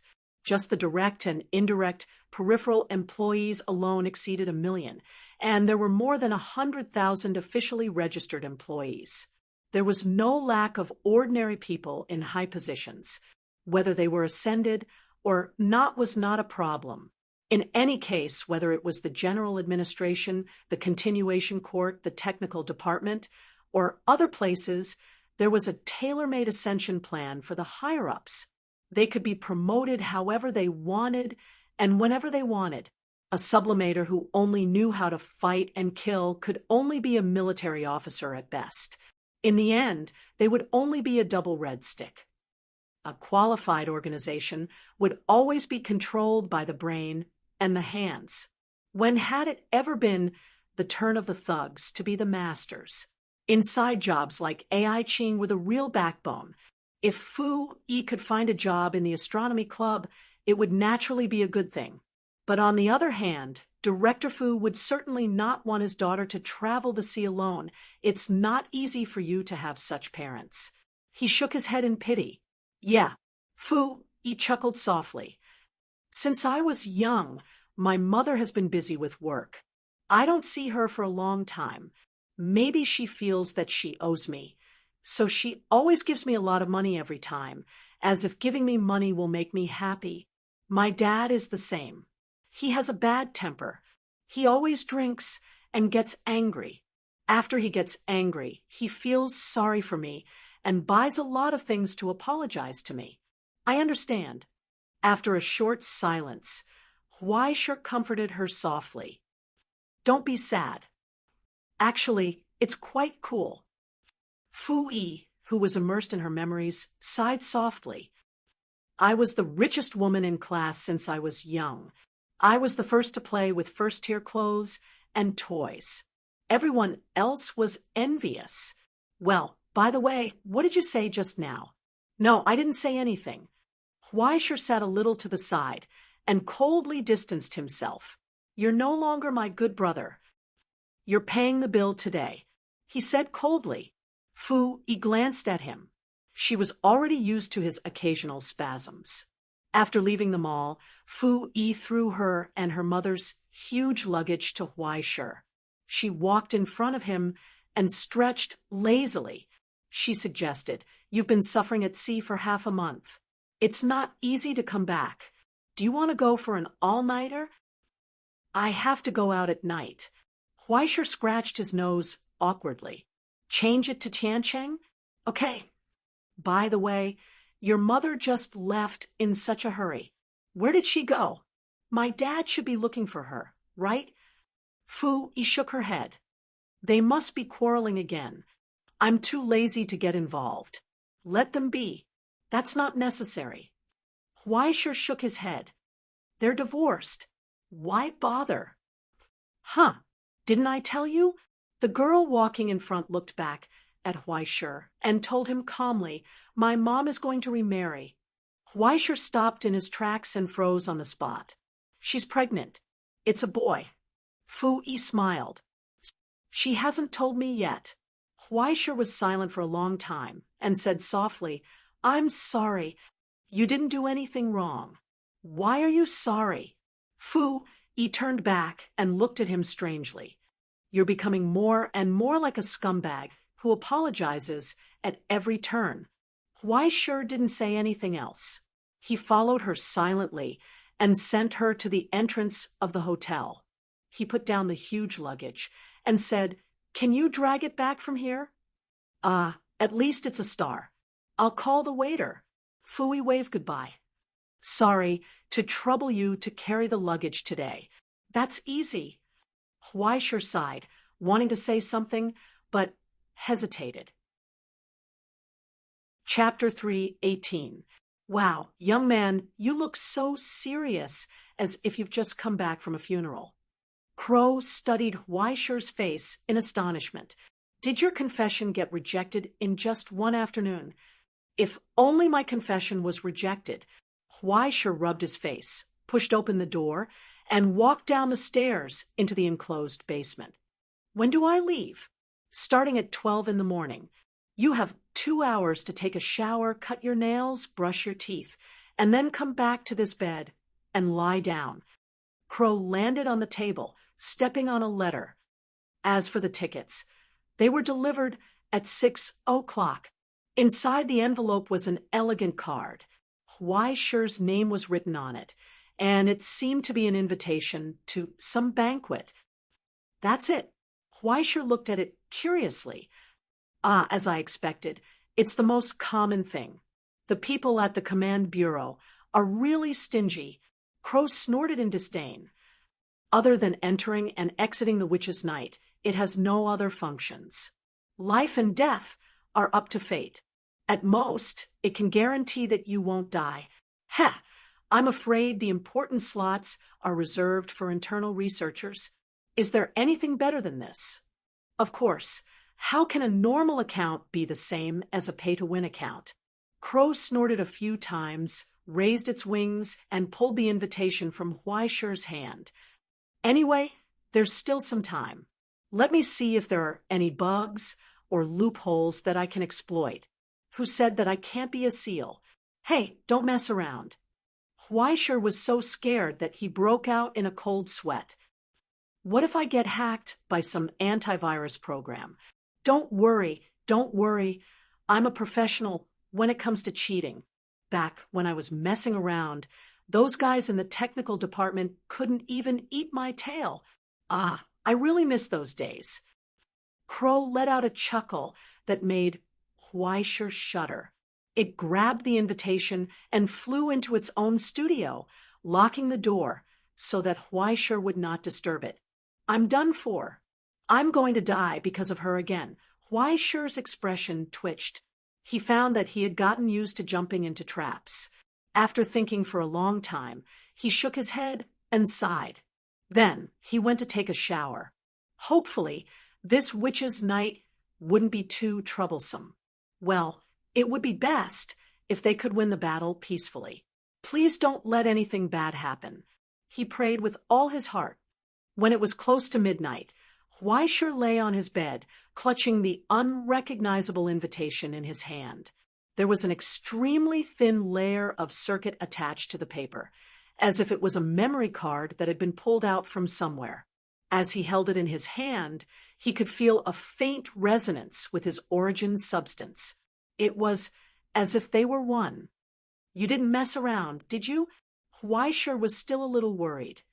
Rest assured, Crow said proudly, if you want to cheat, you can't cheat too much. At least, you can't let others see it. Who doesn't know how to cheat? But if you cheat so skillfully that others can't say anything, that's another matter. What did you do? Huaisher grew more and more uneasy. I open a back door for you. When you enter the witch's dream, your privileges will be increased due to some unexpected reasons. I guarantee that no one will be able to tell, no matter how many times they check. They'll only find that it was a small accident. However, I don't know the exact situation inside the Witch's Night, so I don't dare to randomly give you unlimited HP, unlimited MP, automatic headlock, and other such functions. I can only guarantee that you have a slight advantage over others. You can just think of it as a few extra stat points. Crow paused for a moment, then smiled happily. While you're at it, you can also call for help when necessary and ask for outside assistance. There won't be a problem. Huaishur was stunned. Of course there will be. Crow glanced at him. But you're about to die. If you have any tricks you can use, you should use them. Otherwise, wouldn't it be stupid to die for nothing if you had a cheat? What you say makes a lot of sense. Huaishur changed to a more comfortable position and lay down. He was still worried. But I always feel like you're trying to trick me. You have to think on the bright side. Crow said, this time you might be able to see the little girl named Lily. Aren't you surprised and surprised? Really? Huaishur was overjoyed. Aha, of course it's fake. What do you think? Crow sneered twice and cruelly extinguished Huaishur's little bit of expectation. What the witch's dream of the creator can bring is just a gift of the last inheritance. It's useless for the creator of the same level. Otherwise, it would have been divided up by the Astronomy Association. How could it be your turn? Then why did you mention this? Huaishur glared at her. Isn't this to let you relax a little? Crow raised her wing and pointed at Huaishur's hand. You should be on your way. What? Huaishur looked down at his hand in a panic. He didn't see what was going on. His vision went black, and he fell into a sudden dizziness. It was as if he had suddenly fallen into an abyss. He fell down without any support. After abandoning his body, only his consciousness and soul fell into a slowly rising bubble. He was thrown into that fleeting bubble. The whispers of countless people sounded in his ears and surged into his soul. The vast flow of information that even a sublimator couldn't withstand drowned all his consciousness. He fell into a long sleep. 3 minutes earlier, a drenched girl walked out of the bathroom with a towel in one hand and fumbled around in a flurry. Hair dryer, hair dryer. Where did I put the hair dryer? Although the hotel provided a hair dryer, she felt that the quality wasn't very good. It looked like her hair would fall out. It was better to use her own, but she didn't know where to put it. No matter how she looked, she couldn't find it. In the end, she could only open her luggage and look out one by one. Then he saw an invitation letter that had been casually stuffed into it. What's this? Fu Yi picked up the invitation blankly and waved it. Are they preparing the wedding invitation now? The phone rang anxiously. She saw that there were several missed calls from her mother, who was now calling the hotel room's landline. Hello, Mom, I'm at the hotel. She tilted her head and held the phone, looking around the room. Do you know where I put the hairdryer? The invitation? Are you talking about the one you stuffed in your bag? Oh, right. I just took it out. Do you want to use it? In that instant, she heard a serious order coming from the phone. That's not yours. Put it down immediately, right now. It was the first time she had heard such a serious, no, such a panicked tone from her mother. Fu Yi subconsciously lowered her head and looked at the invitation in her hand. At the last moment, the thought that emerged in her mind was, wow, this thing is actually glowing. So powerful. Huaishur opened his eyes from the nightmare. He suddenly jumped up from the ground and looked around in horror. He had a long dream. In the dream, he trudged through a barren desert, enduring hunger, thirst, pain, and the scorching sun. He struggled to survive, saying goodbye to one oasis after another, just to avoid the death that followed him like a shadow. There was a great fear rising from his heart. It was like escaping from death. But countless companions had died, and only he was lucky enough to escape to this land that had not been invaded by disaster and ushered in a new life. As if he had just recovered from a serious illness, he struggled to support his body and looked around. He saw a small cave that could only accommodate him. It was even difficult for him to stretch his limbs. It was better to say that it was a crack in the stone. Wasn't this a bit too miserable? But then he felt something that shocked him. His divine mark seemed to have not been brought in at all. Only a little weak soul power could be retained by relying on the back door opened by Crow. Feeling the weakness in his limbs and the hunger in his stomach, he clearly felt that he was now on the verge of death. If he couldn't find food to replenish his calories, he might die in a few minutes. Hunger, weakness, and fear. All kinds of feelings that remained in his original body constantly emerged in his consciousness, urging him to quickly embark on a new journey to seek a chance of survival in the disaster. Otherwise, there was only death.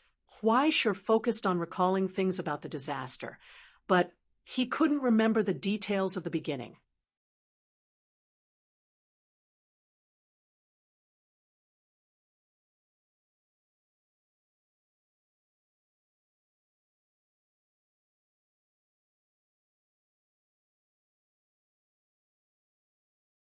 He could only recall the sky that was burned by flames, the cracked earth, and the mountains that sank into the deep sea. Birds were crying, beasts were roaring, and in the overwhelming smoke there was only death, death, and death. He had to escape. He had to go to the place where the disaster had not yet arrived. Only in this way could there be a chance of survival. Only in this way could he continue to survive. The fear and gratitude from the bottom of his heart released the last bit of strength in his weak body. He screamed hoarsely and climbed up from the ground with his hands and feet. He climbed out of the cave. Then he saw a vast expanse of white snow in front of him. The biting cold wind whistled with snowflakes, bringing with it a chill that seeped into his bones. Behind him, there was a towering snow mountain extending to the end of his sight like a giant wall surrounding this piece of land. When he looked into the distance, he could see rivers and green mountains. It was like a paradise. He rolled and crawled down. His whole body was soaked in snow, and he shivered. He used the last of his strength to run toward this new home. Between the cracks of the stone, he found a mouse that couldn't escape in time. Huaishur was so hungry that he even forgot about making a fire. He directly pounced on the mouse, opened his mouth, and bit off the mouse's head. He ground his teeth and sucked the blood. He was hungry and thirsty. When the warm blood and flesh filled his empty lungs, he felt that he had finally come back to life. There was a new vitality emerging from the inside of his body, giving him the strength to continue moving forward. So, he continued to trudge toward the foot of the mountain not far away. From stumbling to steadiness, he was running at top speed. In the face of the cold wind, he ran with large strides as if he had endless strength. Feeling the power passed down by his ancestors boiling in his blood, he roared to the sky. He forgot about the cold and ran wildly. Suddenly, he jumped into a small stream with broken ice and took a refreshing bath. Then he shook his body and shook off the water droplets on his fur and tail. Wait, fur? Tail? Huaishur finally felt that something was not right. He lowered his head and looked at the gradually calming water surface and his own face in the reflection. Well, this serious frown, this evil and deep ice blue eyes, the unruly and domineering look, and the classic simple black and white color scheme. Woof! In the reflection on the water surface, a husky that had just been running around froze in place. What should I do if I become a dog? Waiting online, urgent. Chapter 319. After an hour of research, speculation, thinking, and analysis, Huaishur finally confirmed that he had become a dog. It seemed to be a husky, but was it a wolf or a dog? Huaishur looked at his reflection in the water and tilted his head in thought. He could not figure out what breed he was at all. Then he suddenly remembered. A wolf's tail is up and a dog's tail is down. So, he abruptly turned his head and saw his tail slowly rise, and then fall quickly. Like an elevator, it rose and fell freely. He even shook it vigorously twice, creating a splash of water to show his presence. What the hell? He moved closer to take a closer look, but the annoying tail moved back a little. He took another step forward, but the tail quickly moved back again. Huaishur was stunned for a moment before he sneered. "Ha, little guy, I can't deal with you." Then he dashed off, madly chasing after his own tail. He circled in place. Waves of water splashed continuously. After a long time, he finally stood in the cold water and realized what he was doing. He was stunned. In the silence, the sharp cries of the hyenas that sounded like they were mocking him came from afar. Huaishur was silent for a long time before he could not help but roar at the sky in grief and indignation. *CK the cheat. You tricked me again. A canine, who did not know if it was a wolf or a dog, sat in the water and roared sadly at the sky. He wanted to bite that stinky woman to death right now. But after a long time, he finally accepted reality. Becoming a dog was not bad. On the bright side, at least he did not become a rat, right? Just as he was comforting himself, he suddenly heard the sound of grass and trees swaying not far away. A soft, rustling sound came from the bushes and shrubs, and a shrill laughter gradually died down. Pairs of pitch-black eyes peeked out from the bushes and stared mockingly at Huaishur, who was sitting in the water. Hyenas. 7 or 8 hyenas had already surrounded the place at some point in time. They stared at Huaishur with unbearable hunger in their eyes. *CK, don't. Big Brother is one of us. Huaishur took a step back and immediately heard the sneering dog barks not far away. Like an illusion, he actually understood the mocking laughter of the leading hyena. "Who the hell is one of you, brat?" The spotted hyena, who was commanding his subordinates to slowly surround him, stood on a rock and looked down at the dazed husky. "Since you've entered the witch's night, do you expect others to pity you?"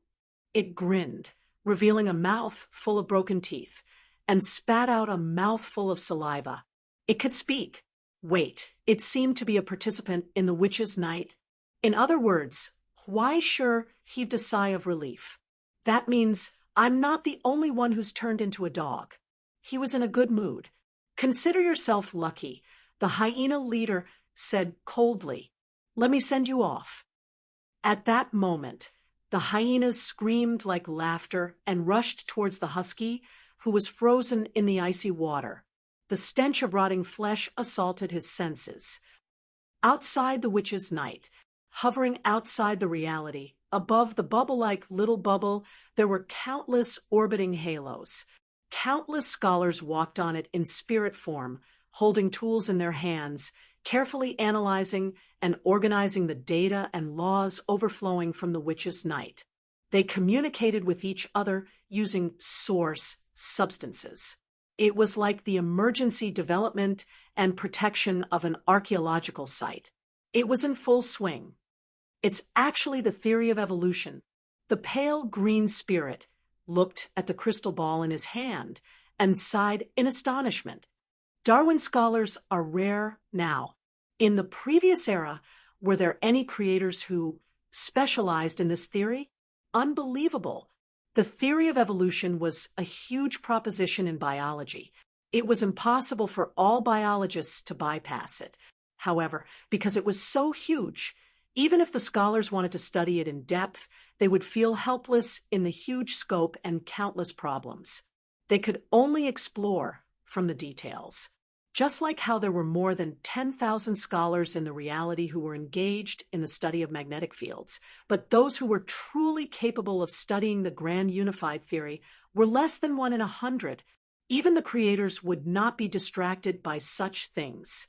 This was not a matter of talent, but the big picture and instinct that belonged more to talent, to be able to master countless prerequisites and set up, and to go so far in the field of the theory of evolution. The creator was simply admirable. Old Wong, look, what did I find? Behind a huge phantom lens in front, a scholar's spirit shouted excitedly, "Come and look at the operating principle of this red blood cell. It's written so exquisitely that it's completely different from the format we use now. Everyone, come and learn from it." After the shock and astonishment, deep admiration rose in the hearts of all the scholars. Someone sighed. "That's strange. Why have I never heard of such a big shot who created a field?" It's very simple. It's a confidential organization. The golden spirit next to him, who was in charge of assigning tasks, said calmly, "A creator who is so awesome that he can even set up an observation base in the abyss. Apart from the utopia back then, where else could it be?" There was a brief silence. No one spoke. It had to be said that even outside the astronomy conference, the fall of the utopia back then had brought about a huge shadow, so much so that these past events had become a taboo that everyone agreed on.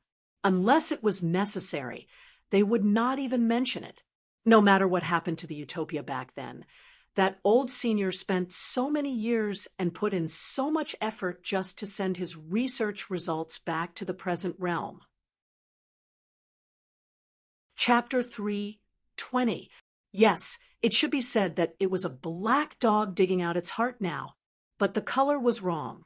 If it was a spotted dog digging out its heart, the breed was different, and he didn't seem to have dug it out yet. But no matter what, the husky didn't reach a consensus with the criminals this time. With a sudden move, the black dog dug out its heart, and its sharp claws instantly cut open one of the leading hyena's eyes. Only it could talk. If he didn't hit it, who would he hit? Then, Huaishur, who could not stand upright, landed on the ground. He opened his mouth, but did not bite the leader's neck. The guy dodged quickly. Then, the surrounding hyenas pounced on him. Huaishur supported himself with his front feet and swung his, but it was a kick he had learned from brother by Ma. After being kicked countless times, he had already studied this move deeply. Unfortunately, he didn't have hooves and only kicked a hyena away. Then, 2 more pounced on him. One bit Huaishur's butt, and the other bit Huaishur's tail. F***ck. Huaishur cried out in pain and heard the leader roar angrily not far away. "Bastard, you're dead meat. I'm going to eat you alive." "Are you a dog?" Huaishur endured the pain and sneered. Then he reacted. "Oh, you're..." Then he remembered. Yes, so was he. It was the most convenient to use his mouth. He suddenly swung his butt and ignored the hyena hanging on his tail. He jumped up and opened his mouth at the hyena running towards him, biting down. His teeth closed, and there was a cracking sound. Huaishur shook his head crazily, bit it, and shook it. He suddenly threw it into the water, and a pool of blood rose from the ice river. Huaishur, on the other hand, ignored the other hyenas that were pestering her and pounced straight at the leader of the pack. With a kick of his hind foot, he ignored the fact that he had turned into a dog and forcefully used steps. The leader of the hyenas wanted to sneer when he saw Huaishur rushing over, but then he heard a loud splash in the water. It was as if someone was frying fish. A husky, baring its fangs and brandishing its claws, pounced straight at him and hit his face in an instant. Dog escape secret skill. Iron head. The husky's iron head smashed into the hyena's face like a hammer, causing the leader's vision to darken. On the other hand, Huaishur felt that the bones in one of his legs had already been broken. Use Steps was built on the premise of having an absolute understanding of one's own body. Now, after rashly changing a dog leg, Huaisher still used his previous method of exerting strength and almost tore his balls. It hurt so much that his vision turned black. He did not care about anything and ignored the hyenas that were pouncing on him. He suddenly opened his mouth and bit the leading hyena's throat tightly, shaking it with all his might. At the end of the day, the only way a canine could attack was by using its teeth. Pouncing, scissoring, and lifting were all learned from tigers. Now, Huaisher was using all her strength to bite down on the leader of the hyenas. He couldn't even let out a scream. He struggled madly, raising his claws to claw at Huaisher's face and eyes. In the end, under Huaisher's vigorous shaking, he lost all his strength. Huaisher sucked its blood with all his might, ignoring the hyenas that were biting his stomach and body. Even if he was going to die, he would drag him down with him. Within a few seconds, with a crisp sound, the hyena with its neck dislocated was thrown to the ground by Huaisher. He opened his mouth again, bit open his stomach, pulled out the internal organs, and died on the spot. But to Huaisher's surprise, after it died, it turned into light and disappeared. The other hyenas also seemed to have lost their courage.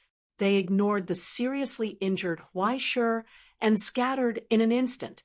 Huaisher lay on the ground, only to see the light fly towards him and enter his body.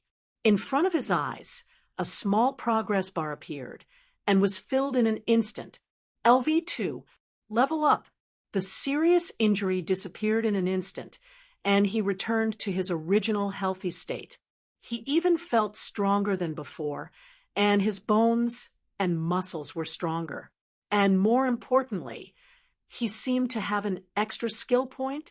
Amazing! Where did this game system come from? As a level 2 husky, Huaisher was stunned in place, completely unable to figure out how to use this thing that looked like a skill point. Other than the experience bar, there was no system panel where he could add points. System open. Huaisher shouted tentatively. There was no response. Open the skills panel. Still no response. Deep blue. Still no response. Where the hell was he supposed to add points to? Huaisher was completely dumbfounded. Besides, he was now a dog. If he could really add points to it, he might as well make its skin thicker and more resistant to bites. Then he saw the skill point disappear. And he suddenly felt itchy. Yes, itchy, itchy. He rolled on the ground for a while, found a stone, and rubbed it for a long time. After rubbing a large piece of stone debris off, he found that the skin under his hair had turned from a tender red to a clear gray, like cowhide, and became tough. Were skill points really used like this? Huaisher thought for a long time, as if he didn't understand. Was this the exploration method of this witch's night? Work hard in PV or PvP, level up to get points, and then strengthen yourself. Eventually become the bravest dog in the world. What for? After standing in place for a long time, Huaisher shivered, feeling a little unable to withstand the wind hanging down from the snow mountain.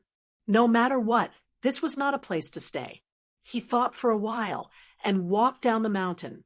At the foot of the mountain was a plain, lush green, and there were bushes, woods, and rivers in the distance. How could it recognize him? Soon, he reacted and became more and more incredulous. Fu-ee, how could it be you? It's me. On the ground, the little hedgehog curled up into a ball, looked up at him in panic, and finally breathed a sigh of relief. It wanted to cry, but had no tears. I was scared to death. I thought I was going to be eaten. It's so dangerous here. Come in first. Huaisher glanced around and saw that there were no nocturnal creatures, so he let Fu-ee enter the tree hole first. 10 minutes later, he stared blankly at the little hedgehog that was lying in his nest and eating wild fruits. He couldn't believe it. So, you accidentally took your mother's invitation and came in?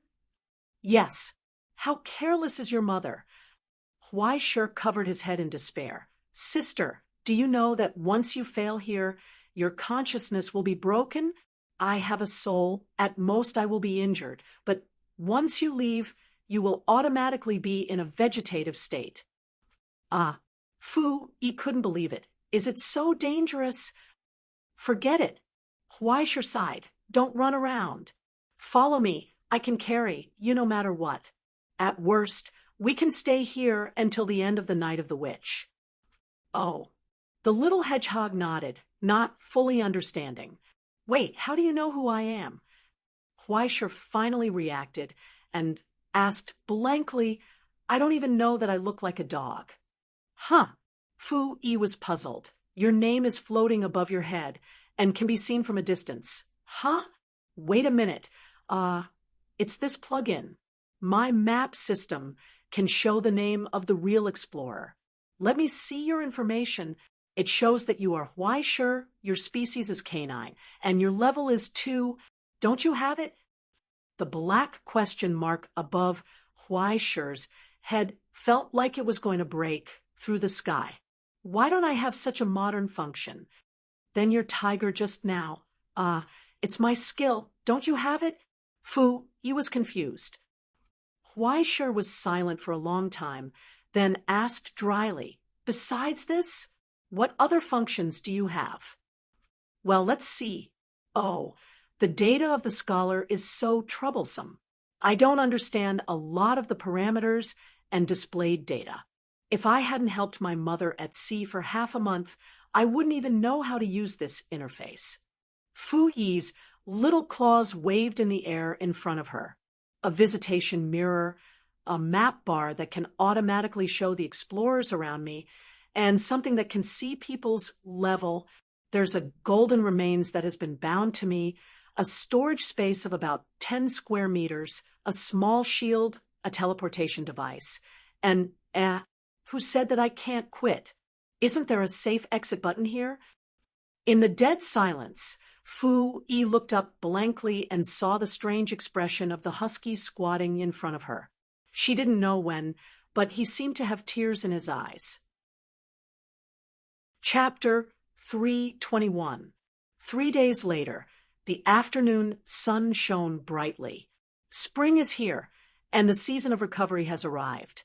In the Serengeti grassland of East Africa, hyenas are the most notorious animals. They hunt young animals everywhere in groups, regardless of whether they are herbivores or carnivores. They even gang up to snatch food from cheetahs. Humans don't have a good impression of them, but hyenas don't seem to care. They still run on the grassland according to their own way of life. A husky came to the grassland and began a difficult adventure. I say, Fu Yi, Huaisher sighed. Can you remove the broadcasting voice at the beginning of Animal World? Hey, I've been in the school's broadcasting room for a long time. I'm afraid you'll be bored if I dub for you. Keep your voice down. Huaisher shook his head. Then an inconspicuous bush rustled. As the branches and leaves parted, a hedgehog slowly rose from it. Then there was a huge dog head. Huaisher's dog head had become Fu Yi's ride. At this moment, Fu Yi sat on the dog's head as if she was riding a tall horse. She looked very proud.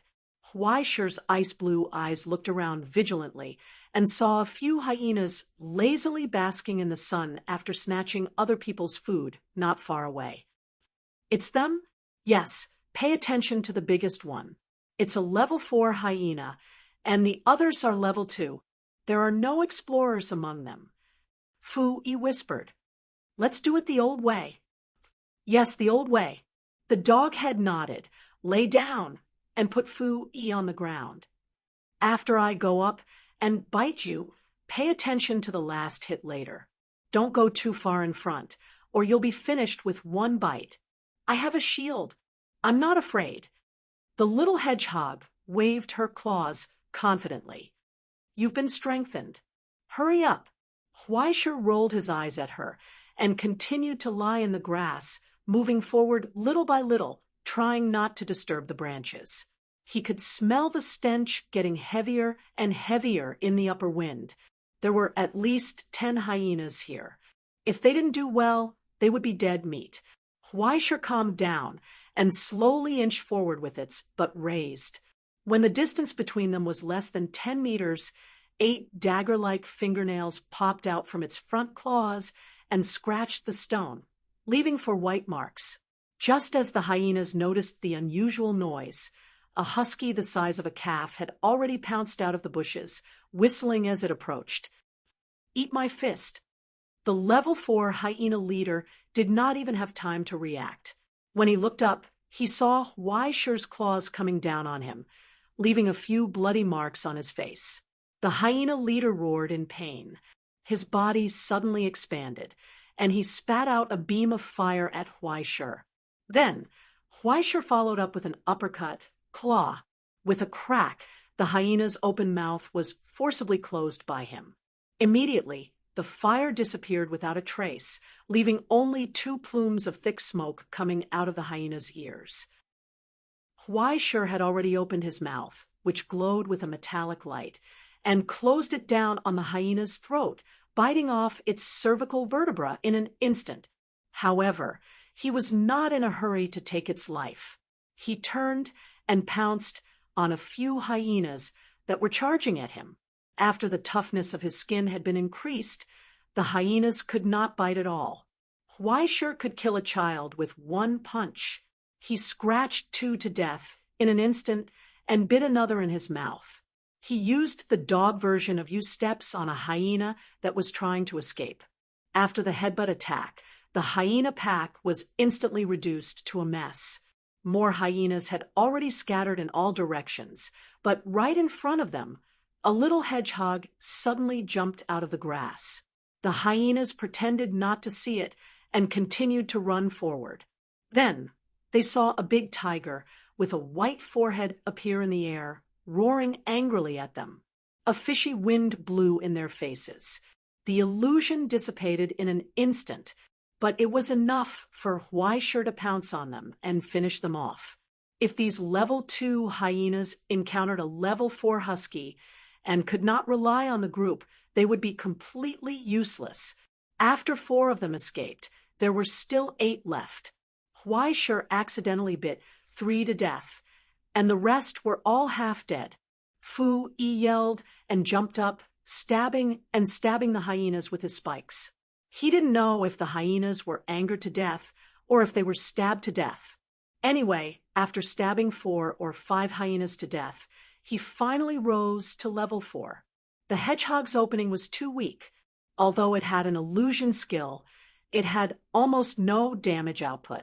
After this upgrade, Fu Yi's body trembled, and the spikes on her body trembled twice before emitting a metallic glow.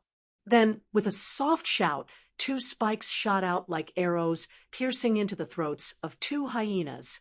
It was very convenient. Now, wow, Fu Yi, you're losing hair.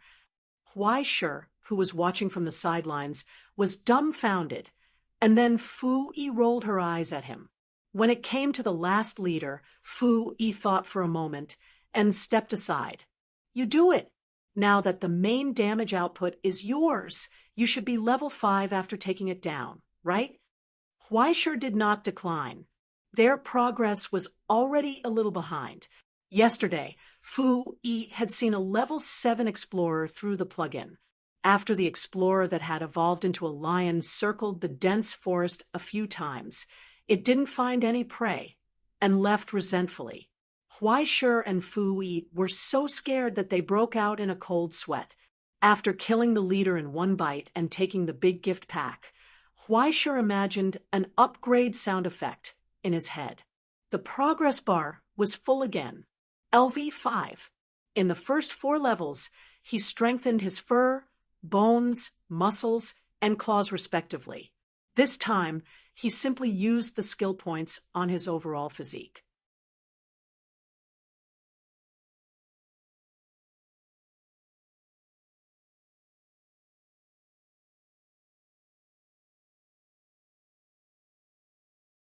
After lying on the ground for a while and trembling nervously, Huaishur got up again and found that he had actually grown bigger. He had already surpassed the scope of a large dog and entered the scope of a beast. Apart from a pair of icy blue eyes that revealed a classic idiot temperament from time to time, it was completely impossible to tell that this was a husky. What surprised him even more was that his originally thin supply of origin substance was gradually filling up, no longer as dry and scarce as it had been in the past. Based on this momentum, once he reached level 10, he would be able to take back the spirit energy that Crow had saved for him. In comparison, Fuyi's body did not grow at all, but her speed and fur became sharper, and the duration of the skill was longer, and the duration of the beast transformation was longer. However, with Fuyi, a GM player who had opened the official cheat, it was really too convenient. As soon as the map was opened, it was clear where the monsters were, and leveling up was simply too easy. The only downside was that the leveling speed was too fast, and Huaisha was almost unable to fit in the tree hole. But fortunately, this group of hyenas still occupied a cave. It seemed that the place to live in the future would be more spacious. By the time he finished cleaning up the area, Fu-Yi had already skipped into the house, and then came out in a hurry. Huaisha, Huaisha, Huaisha. Fu-Yi shouted, "Come over and see." "What?" Huaisha ran over with small steps, lay down, and then put Fu-Yi on his head and crawled into the cave. Then he was stunned on the spot. What the hell was this? In the cave, it was a mess. A group of hyenas naturally couldn't be expected to clean up. But what shocked Huaisha wasn't the mess here, but the mottled and faded mural on the wall. On the light, gray wall, there was a group of people who looked like snakes. As if they were performing some kind of sacrifice, they circled around the high platform. And their movements were like a dance. And on the high platform, there were several shadows that looked like mountains at first glance, but upon closer inspection, they had the outline and characteristics of wild beasts like mountains. Huaisha sucked in a breath of cold air. Is there still a civilization in this world? He couldn't believe it. In his memories, all civilizations had been completely destroyed under the attack of the catastrophe.